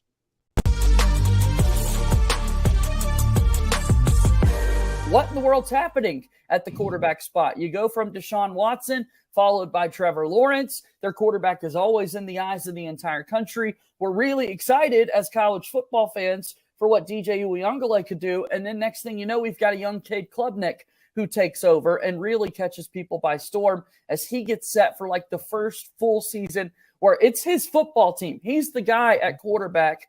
How important is that for Clemson's success, and what makes him the right guy for this job, Damian? Man, it's very important. And you know, for DJU, just the offense and things that he did, it never got off the ground, right? Like the plane never left the airport for them. You know, they got up a little bit, but they kept coming right back down to surface level. So it's big to have, just continuity, that you know that this is their starting quarterback, right? And a lot of people kind of felt like DJU was going to be on the short leash and everything, that Cade was going to come in games, and he did. And that's not really a healthy relationship at all at the quarterback position, right? You want whoever's your guy to know that, hey, no matter win, lose, or draw, I'm your guy. So Cade knows he's the guy. And what makes him ready for it, everything, talking to his teammates, the work ethic. You know, he works his butt off. They talked about how he looks stronger. He looks more filled in to his frame. How even back in, I think it was January when Garrett Riley announced, when the announcement was made that he was coming to Death Valley, and everything like that, what he did was he made sure he wanted to learn the offense, create a relationship and build a relationship with his offensive coordinator. And that was 6-7 months ago.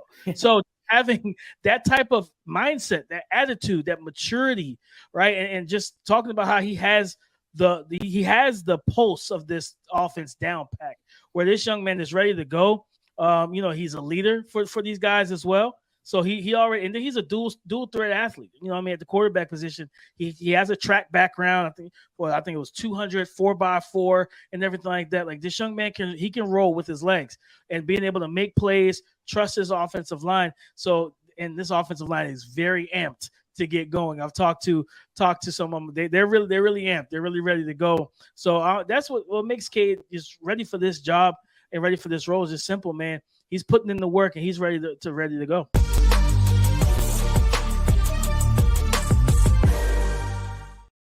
That's a sneaky big game coming up on Monday night. It really gets a slot of its own for college football fans to gather around Clemson and Duke. I told you coming up, we're going to talk Auburn. We're going to talk the biggest storylines with the Blackerby Blitz in college football in a 5-minute, fast-paced reaction to everything going on across the game, as well as best bets this weekend. But first, Dono.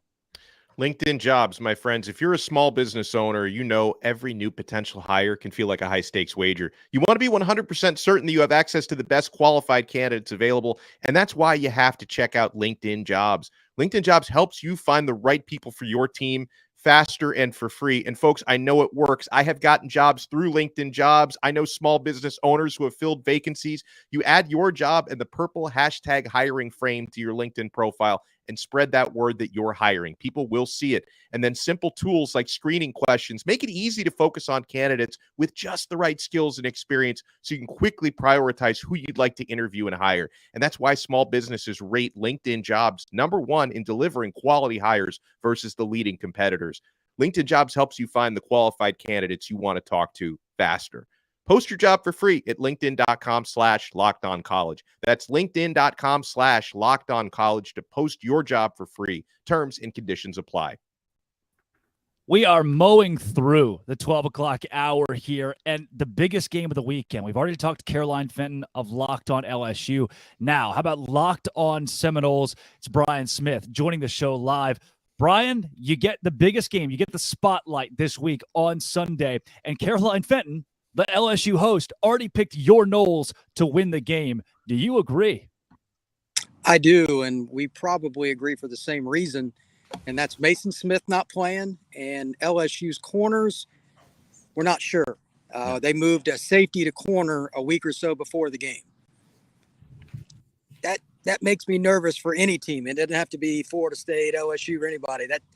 That's not good right before a season opener. So there's a pretty good wide receiver corps in Tallahassee that's going to be coming down to Orlando for that game.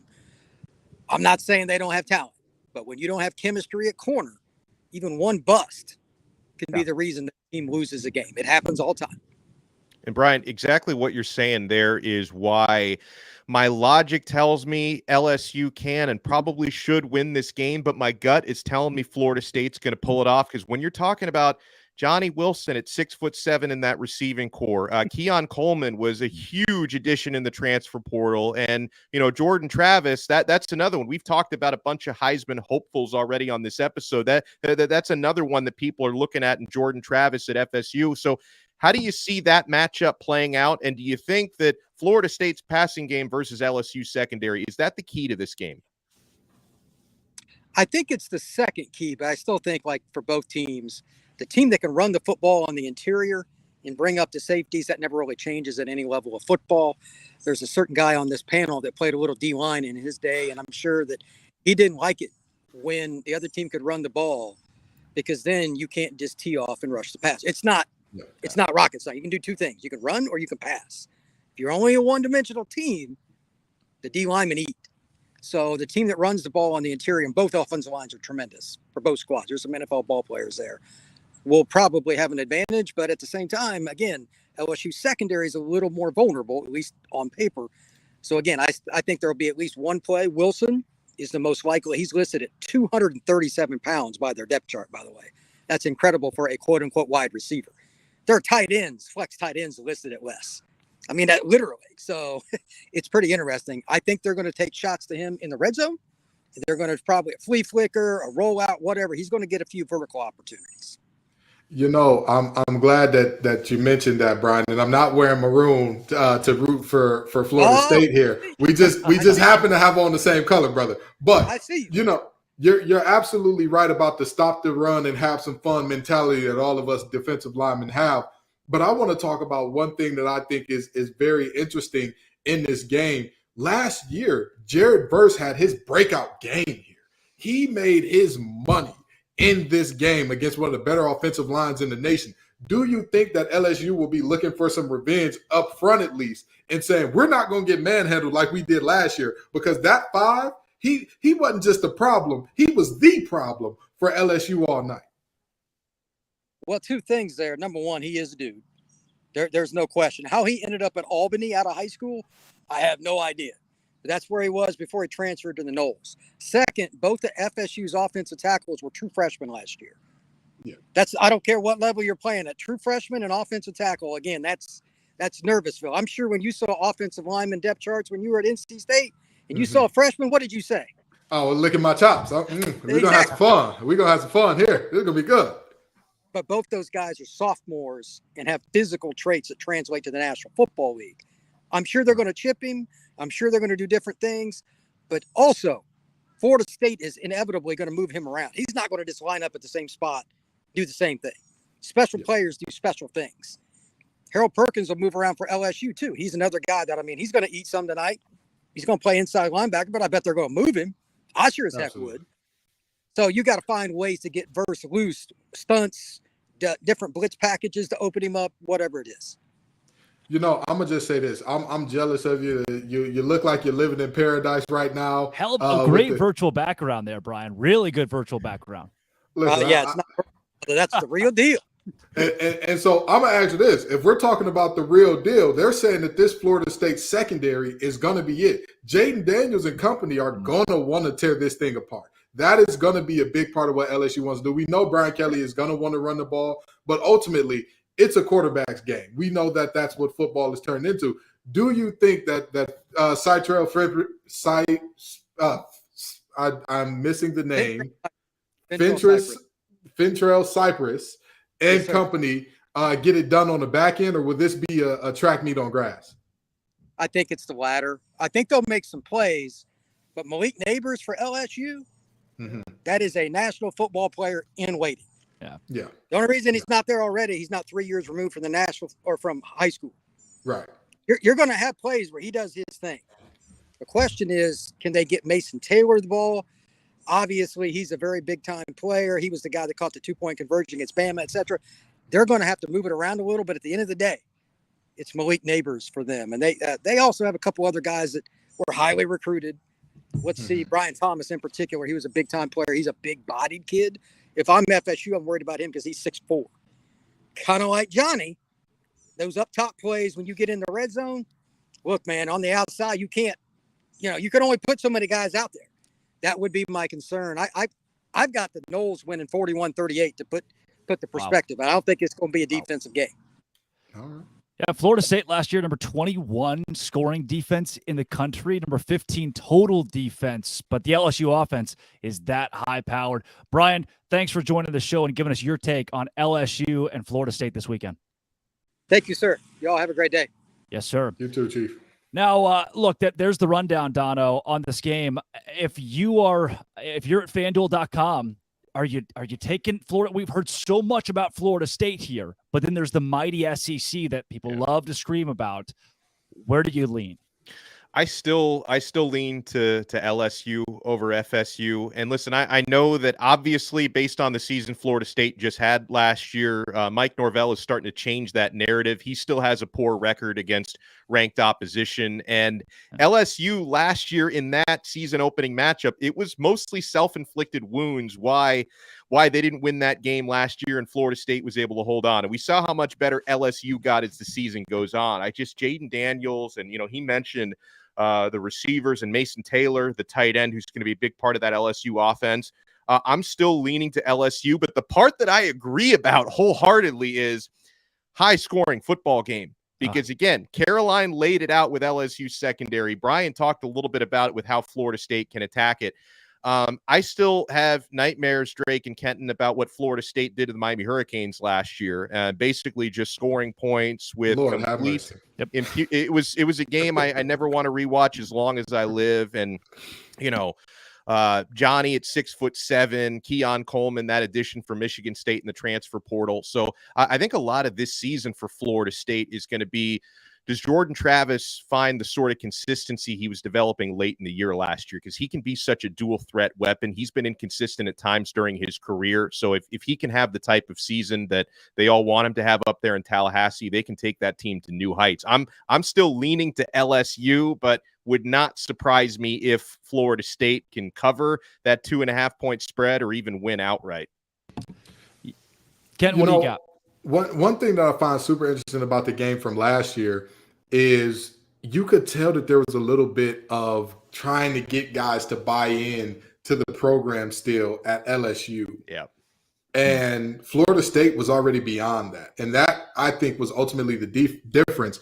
I'm looking particularly at Keyshawn Boutte, who, he looked, Boutte looked like Boutte in that game. It was not good. It was very, very rough. And so with that being said, you're looking at an LSU team that at this point, everybody should be bought in. You know that his system can take you to an SEC championship. So there should be no arguing. There should be no, well, I want to do it my way. Well, brother, you have no rings on your finger. And this guy has gotten you to the promised land. You just weren't good enough this year.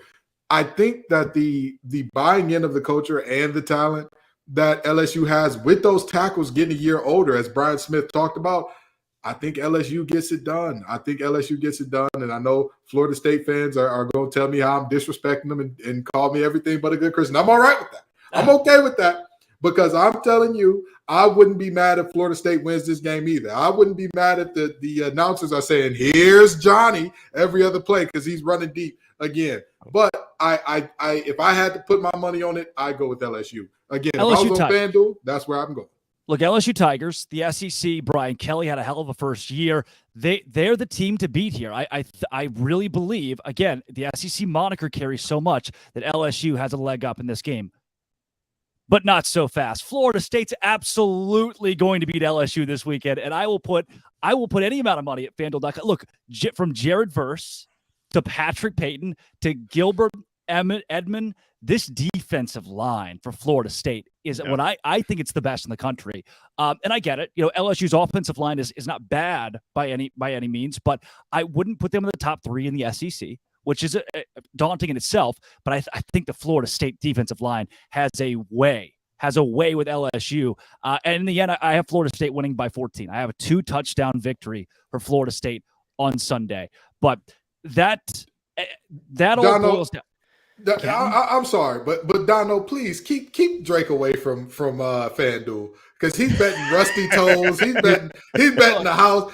Listen, he's a really good use of FanDuel. Exactly. I see why FanDuel wants us to talk about it so much because you must be on that thing running up a check, brother. I keep FanDuel in business. I personally keep them in business. Yeah, at this point, you should be sponsoring them. Okay, they should be reading Drake Toll ad reads during all of their events. Listen, I don't disagree with you that Florida State has a shot to win this. A double-digit win here? 14 points. Wow. Woo. That's why, for me, honestly, I look at this as a coin flip matchup. Drake clearly does not. He thinks the coin is a 2-headed coin with Florida State as heads on it. Yeah. I don't think LSU. I think LSU finishes in the top 3 in the SEC West. I have enough confidence in Florida State for them to go to the college football playoff, win 10, 11 games in the regular season this year as well. And maybe that's one of my bold predictions, but we're going to get to the end of the year and it's not going to feel so bold. You're going to look back at the ACC schedule and go, yeah, all right, 11-1. I agree with that take. I agree that they could make the playoff. I just don't think that they're 14 points better than LSU. That is where you lost. Yeah, I was with you. I'm with you when you're right. But you know, that was the moment where I had to jump off the ship. Okay, because that's a little, But I'll tell you this much. I do think that Florida State is going to be an amazing team this year. I feel that 100%. This game in particular, I don't think would be a fair barometer for either one of these conferences. Say the SEC is this or the ACC is that because of this game. But like you said, that Florida State team surely does have a ceiling of a playoff appearance and a national championship. And the number 4 transfer class in America too. Yeah. I mean, this team was already really good, and now they're even better. And maybe they're not 14 points better, but they're 14 points better on Sunday, right? And maybe you look up in week 6 and you say, hey, these are 2 very different teams. But I just like 38-24. I'm sitting at 38-24. Florida State wins this game. Maybe it's tied going into the 4th, but they're going to pull this out by 14 points, Dono. Well, and the big thing that I'm looking at, and we saw this play out, with what happened to Florida last night against Utah, and this happens sometimes when you have week 1 or week 0 matchups with really strong sides. I mean, in this case with FSU and LSU, they're both top 10 teams this year. Are there going to be these mental week 1 mistakes? Because listen, Georgia is opening against Tennessee Martin. Alabama is opening up against Middle Tennessee State. Not everybody are playing marquee matchups week 1. And sometimes just the sync is not there. And that was something I thought that cost LSU that game last year, were self-inflicted wounds. If not for self-inflicted wounds by Billy Napier, Florida could have made a much better statement against Utah last night. So will one of these teams fall into that trap? I mean, Chip Kelly, obviously another year with his personnel at LSU. Mike Norvell, who went from a couple years ago being a laughing stock to now he's one of the more respected coaches in the country based on what happened with Florida State last year. Are they going to get through it without some of those self-inflicted wounds and mental mistakes? Now, Dono, you should know better than anybody. Talking about Alabama's first game, you cannot sleep on those Blue Raiders. I was hoping you wouldn't. I was hoping you wouldn't bring that up. I knew I should not have thrown that lore out there because Kenton. I think what you're saying is that's one of the bigger games in week 1. This could go either way. All I'm saying is if anybody's talking about the Blue Raiders as an easy win, it should not be Miami, folks. I have that much respect for Alabama, Kenton. That's what I did there. I don't think Nick Saban is going to fall into that trap that the worst Miami team in 20 years fell into last year. Hey, Money Milroe is going to be ready for game 1. Money Milroe should be doing something good there. So I feel you there. But no, I 1,000% agree. Week 1s, you see a lot of things that are interesting. Last night, watching the NC State UConn game, I saw a lot of terrible gap discipline by NC State. And they were doing a great job of tackling in coverage. They were right where they had to be. But that gap discipline in the run game, especially in the 3-3-5, it got them gassed a little bit. And so bringing that back to these games with national implications, I mean, if you're talking about giving Benson a lane because somebody's out of their gap, if he's even, he's leaving. That boy packing the mail, it's up. So, I agree that this week 1 is going to be about who doesn't beat themselves most of the time. But in this game, I think that these two teams are good enough and experienced enough that this ain't going to be somebody beating themselves. There's going to be somebody winning it. Well, here at Locked On, guys, we know that Zach Blackerby is our grand puba of all of our college shows, and I'm sure he's got a great take on LSU Florida State. At the outside world, though, you know him as the host of Locked On Auburn. Today, he is here to throw punches across college football with the biggest storylines in the Blackerby Blitz.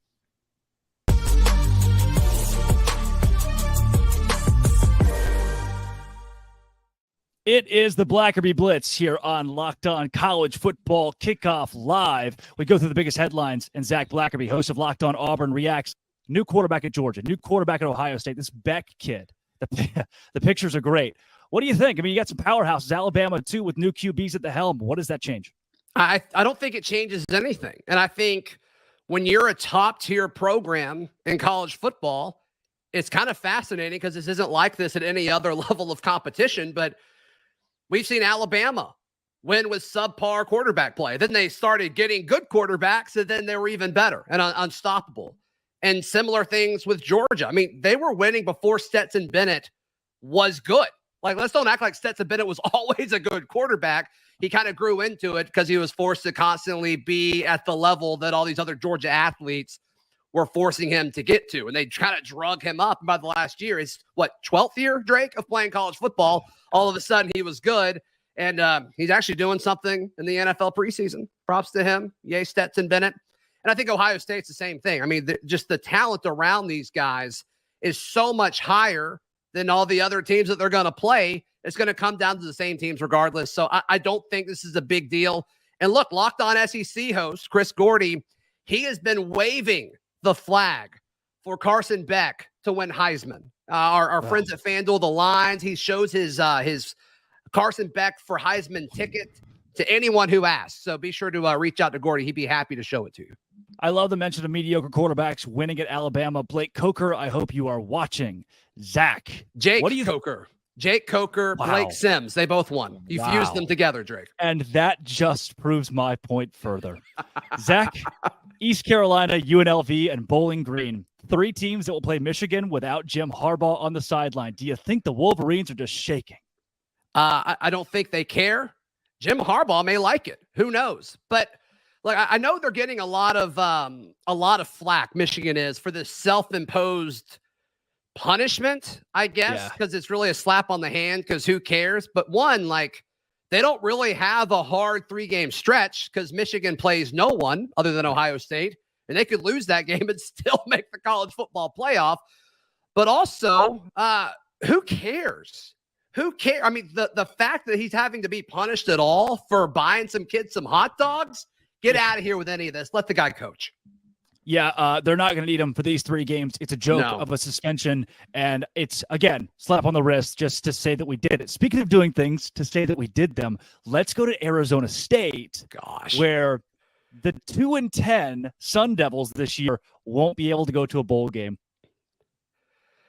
I cover Auburn, right? And for basketball a few years ago, Bruce Pearl's like, you know what? We're not going to the NCAA tournament this year. And it's like, well, that was like the worst roster we've had in the last 10 years. Like, the timing's always funny, Drake. I don't know. It's Arizona State. Who cares? I don't know if any Sun Devil fans are watching, but I would like to think they cares. And shout out to Richie Bradshaw, host of Locked On Sun Devils. Yeah, this makes no difference. They're not going to a bowl anyway, so why not? Hey, you know what? Northwestern bowl ban this year. Yep, that's right, self-imposed. The whole Zach. Yes. The whole Auburn coaching thing, Brian Harsin didn't work out in the end. So they've hired an upstanding American hero, a guy who has coached from a hospital, a good, strong Christian man. Hugh Freeze is the new Auburn coach. He has hired deposed Baylor offensive coordinator, a deposed Baylor defensive coordinator, and I'm sure that you couldn't be happier with all of this.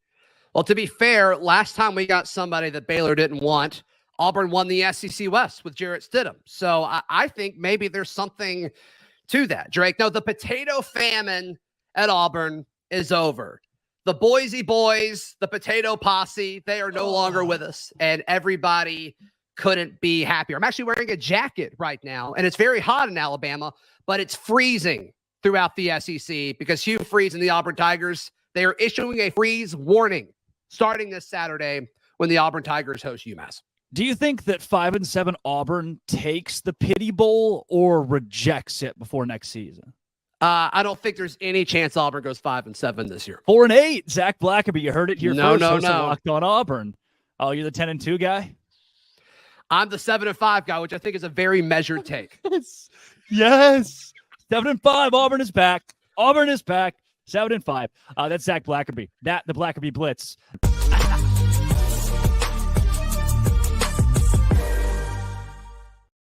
Yeah, Zach Blackerby there, really high on the Auburn Tigers. Just shocking, guys. Look, there are some best bets in I know all these lines are nuts, but there are some best bets in college football coming up at FanDuel. Dono? Well, first of all, I am definitely looking at the odds this weekend, my friends, and I'm getting ready for the NFL season as well with incredible offers from FanDuel, America's #1 sports book, because right now new customers can bet $5 and get $200 in bonus bets guaranteed. Plus, all customers who bet $5 will get $100 off NFL Sunday Ticket from YouTube and YouTube TV. That is a great deal right there in itself. Now is the best time to join FanDuel. The app is so easy to use, and you can bet on everything from the spreads to player props and more.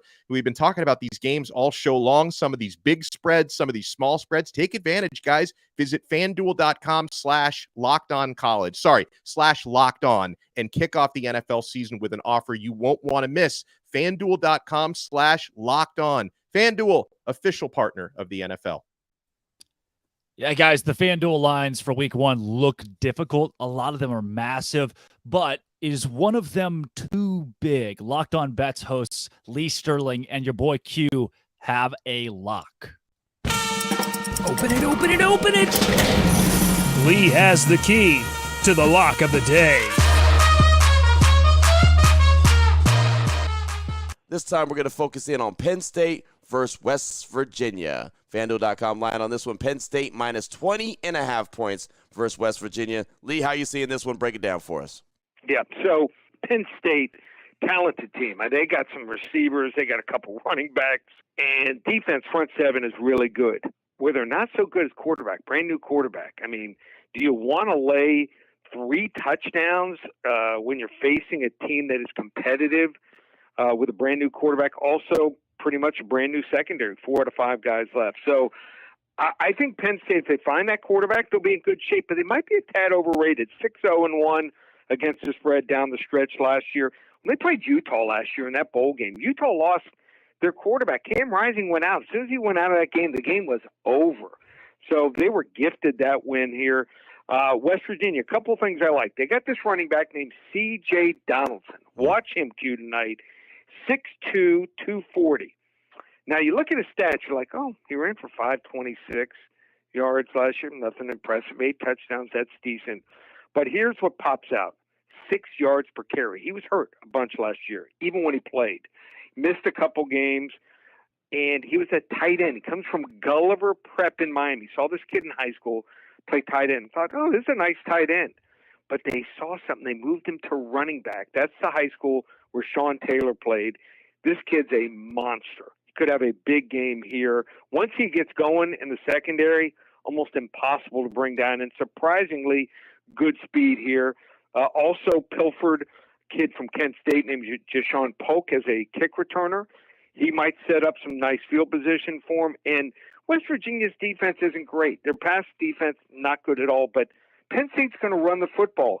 That's the one thing West Virginia does well on defense. Against ranked opponents last year, they gave up just 3.5 yards per carry and just 120 rushing yards per game. They're going to be fired up for this game. This used to be a huge rivalry game, almost on the lines of like Pitt-Penn State. So Pitt, West Virginia is going to be a big game. Level 2 lock. Boom, level 2 lock right there, and I'm with it. I am with it. I know West Virginia is not the West Virginia that they once were or want to be, and I know they're still trying to build, but there you go. Penn State, 20.5, minus 20.5 versus West Virginia. Feel like that's a little high. Lee Sterling hits them with the level 2 lock, and we could appreciate that. Lock of the day, Penn State and West Virginia. More like a level 2 loss. What are we doing here? This is the game. I need everybody to gather together and understand. West Virginia lost all of its wide receivers, all of its corners. They replaced the OC and pretty much the entire offensive staff. The only reason Neil Brown has not been fired yet is because his buyout is so large. It is a night game, whiteout, Penn State on NBC. And anybody in their right mind is level 2ing. I don't even know what level 2 means. I don't even know if that's good or bad. But I do know that I would not bet against a Penn State team that only lost to Ohio State and Michigan last year, Dono. Penn State is going to win this game by 4 touchdowns and 5 if they really want to. You know, I hate to argue with a level 2 lock, but when the thing is, like, okay, when I started, you know what, Dono, you're a level 2 guy. I really do. I really do. Level 2 host, baby. Level 2 host. I'm not even going to bet the other side of it. I think I'm just going to sit this one out because on the one hand, listen, I am keenly aware of the handiwork of Penn State's defensive coordinator, Manny Diaz, and I feel like the other shoe's going to drop at some point, and they're going to get burned in a few games this year. I just don't think West Virginia is the team to do that. And so when I start to hear the logic behind West Virginia covering a big spread, a 20.5 point spread, then I start to think, okay, well, the game must be in Morgantown, right? No, like you said, Drake, it's a whiteout game, night game, Happy Valley. I think Penn State's going to win that game by 4 touchdowns. That's so I'm of all of the games. Yeah, I don't know. That's the one that they picked, Ken. It's hard, but I agree with you, Drake. I'm going to say this. I never bet against a team with 1 cast technician, let alone 2. Shout out to the King twins up there, Kalen and Kobe. One of the best corners in the nation, one of the upcoming linebackers in the nation. Yeah. Not to mention, Singletary is so good. The back behind him is probably going to be all conference, who just transferred out of there. Like running backs have the lowest, what's the word I'm looking for? Franchise tag value of every position. And yet everybody's talking about Singletary as a first-round draft pick. Mm-hmm. I'm sold. I don't want to hurt Zach Blackerby's feelings, but I remember watching him against Auburn, and I thought to myself, yeesh, this kid's the real deal. This is going to be some problems. So with that being said, Penn State to cover, Penn State to beat them boys senseless and send them back to Morgantown limping and singing country roads. Take me home to a field where we belong. Because it's not in Happy Valley. It's not there. Oh, look, you know what? Give me Penn State minus 20.5. That's a level 15 lock. Wow. Yep, 100%. Level 15. I don't know. I will say, Drake, I'm bookmarking this because if West Virginia does cover, I will make a video apology to my guys at Locked On Bets, Q and Lee. I will go out of my way to apologize if WVU does cover. Your boy Q, Waco's own. Yeah, guys, I've got Penn State all day. I went to FanDuel, saw some of these lines. The one that I'm going to pick out. So, I'm a Baylor grad. I graduated from Baylor like 3 months ago, right? So I'm supposed to root for them. No chance they cover 28 points this weekend. They've got Texas State, and a lot of these games get overlooked, like Oklahoma, Arkansas State. OU's a 36-point favorite. They don't cover 36. They get backdoored to 28 or something like that. Baylor this week, G.J. Kinney, the new head coach of Texas State, we had him on our show. Unbelievable. He went 12-2 his first year as a head coach in college football. They're going to play this game close against the Bears. They have one of the best recruiting classes in the country. 28, too much. Baylor wins this game by 17-21. Blake Shapen, still a liability at quarterback at times. That's one of my picks this week. Dono, what do you like on the board right here?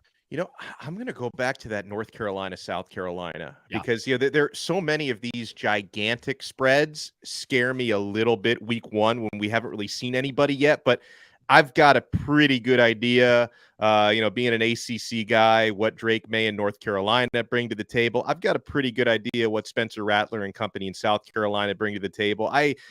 I like the line, but I like UNC to cover -2.5. I see the Tar Heels winning this one by probably 6 points to a touchdown, and I think it's going to be an entertaining game. I'm looking forward to watching. Probably an offense explosion on both sides. Whoever gets the football last will probably be at an advantage, but I think Drake May is going to have a field day, and I think they're going to cover.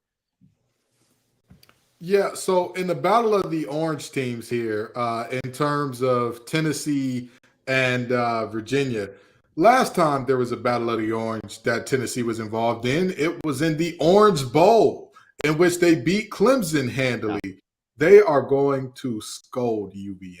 That game is going to look very bad. As soon as I heard that Chico Bennett wasn't playing, I don't trust Tony Muskett. I don't trust Tony Elliott. I don't trust that team as a whole. And it's really unfortunate with all the things that they've been through. But, at some point in time, you've got to play football again. And you got to look at what's going on in front of you, be where your feet are. And I think that their feet are going to be in the air a lot because those boys from Tennessee are going to be picking them up and putting them down forcefully. 27.5 ain't enough. Tennessee covers easily. Yeah. Other two that I've circled here. Welcome to the ACC. Cal -7 at North Texas. I think North Texas covers +7 here. Cal's just a bad football team. So if you want, take that for what it is. They're just not very good at the whole game of football. North Texas at home, chip on their shoulder. They are facing a team who now got a grant to the ACC. They're going to come out firing and at least cover 7. Cal might win it by 3, but it's going to be ugly and terrible. If you have, I think it's ESPN Plus. If you have ESPN Plus, don't watch that game. And then another new ACC team, Stanford. -3 at Hawaii. Stanford is maybe the only Power 5 team that I could see going 0-12 this season. I have mapped it out where they might not win a game this year. And that you're giving me plus points with Hawaii. You're giving me a plus money line on Hawaii. Give me the Rainbow Warriors all day long. I don't hate that. It's really, it hurts for us two ACC guys to look at this and say this, but you're absolutely right. That Stanford team, it's a little bit of a train wreck in almost every regard. And you're telling yourself they're also traveling to have a time difference that puts them behind, which West Coast teams are not used to. That is insane to put a West Coast team behind their normal time zone. It's right now it's Pac-12 after dark, where the Pac-12 is going to get packed up after this game in terms of Stanford, getting the Rainbow Warriors and all that they've been through and what's going on those islands and kind of the rallying cry behind them. Yep. I think they cover and win this game outright. Yeah. Well, Dono, before we get out of here, let's take the big one. LSU, Florida State, final score prediction there. Yeah, I'm going to go with LSU to win and just cover by the skin of their teeth. I'm going to go with LSU by 3. So I'm going to say pretty high-scoring game based on, the quarterbacks and the defensive secondaries. I'm going to say a 38-35 LSU, which means I'm going to have my popcorn ready for this one. Kenton, same question. I think that these defenses are being disrespected just a little bit. I think that there's a lot of offensive firepower here, but I think these defenses are being disrespected just a little. I've got LSU winning a close one, 28-24. This game for me, 38-24, 14-point win for Florida State in the end. Again, it might be 24-24 going into the fourth. I have too much confidence in the Florida State defense for them to give this game up. I've got FSU being the one bright spot in the ACC this weekend after the addition of SMU, Cal, and Stanford. Guys, that is Locked On College Football Kickoff Live. Alex Dono from Locked On Canes, Kenton Gibbs from Locked On ACC, Drake Toll from Locked On Big 12. We'll be back live next week. Thanks for making Locked On College Football Kickoff your lunchtime listen every single Friday. We'll be with you all season long, covering the biggest storylines in the sport. Great show, you guys. Dono, great to be with you. Kenton Gibbs, always a pleasure. Hey, next week, same time, same place. This has been, and it always will be, Locked On College Football Kickoff Live.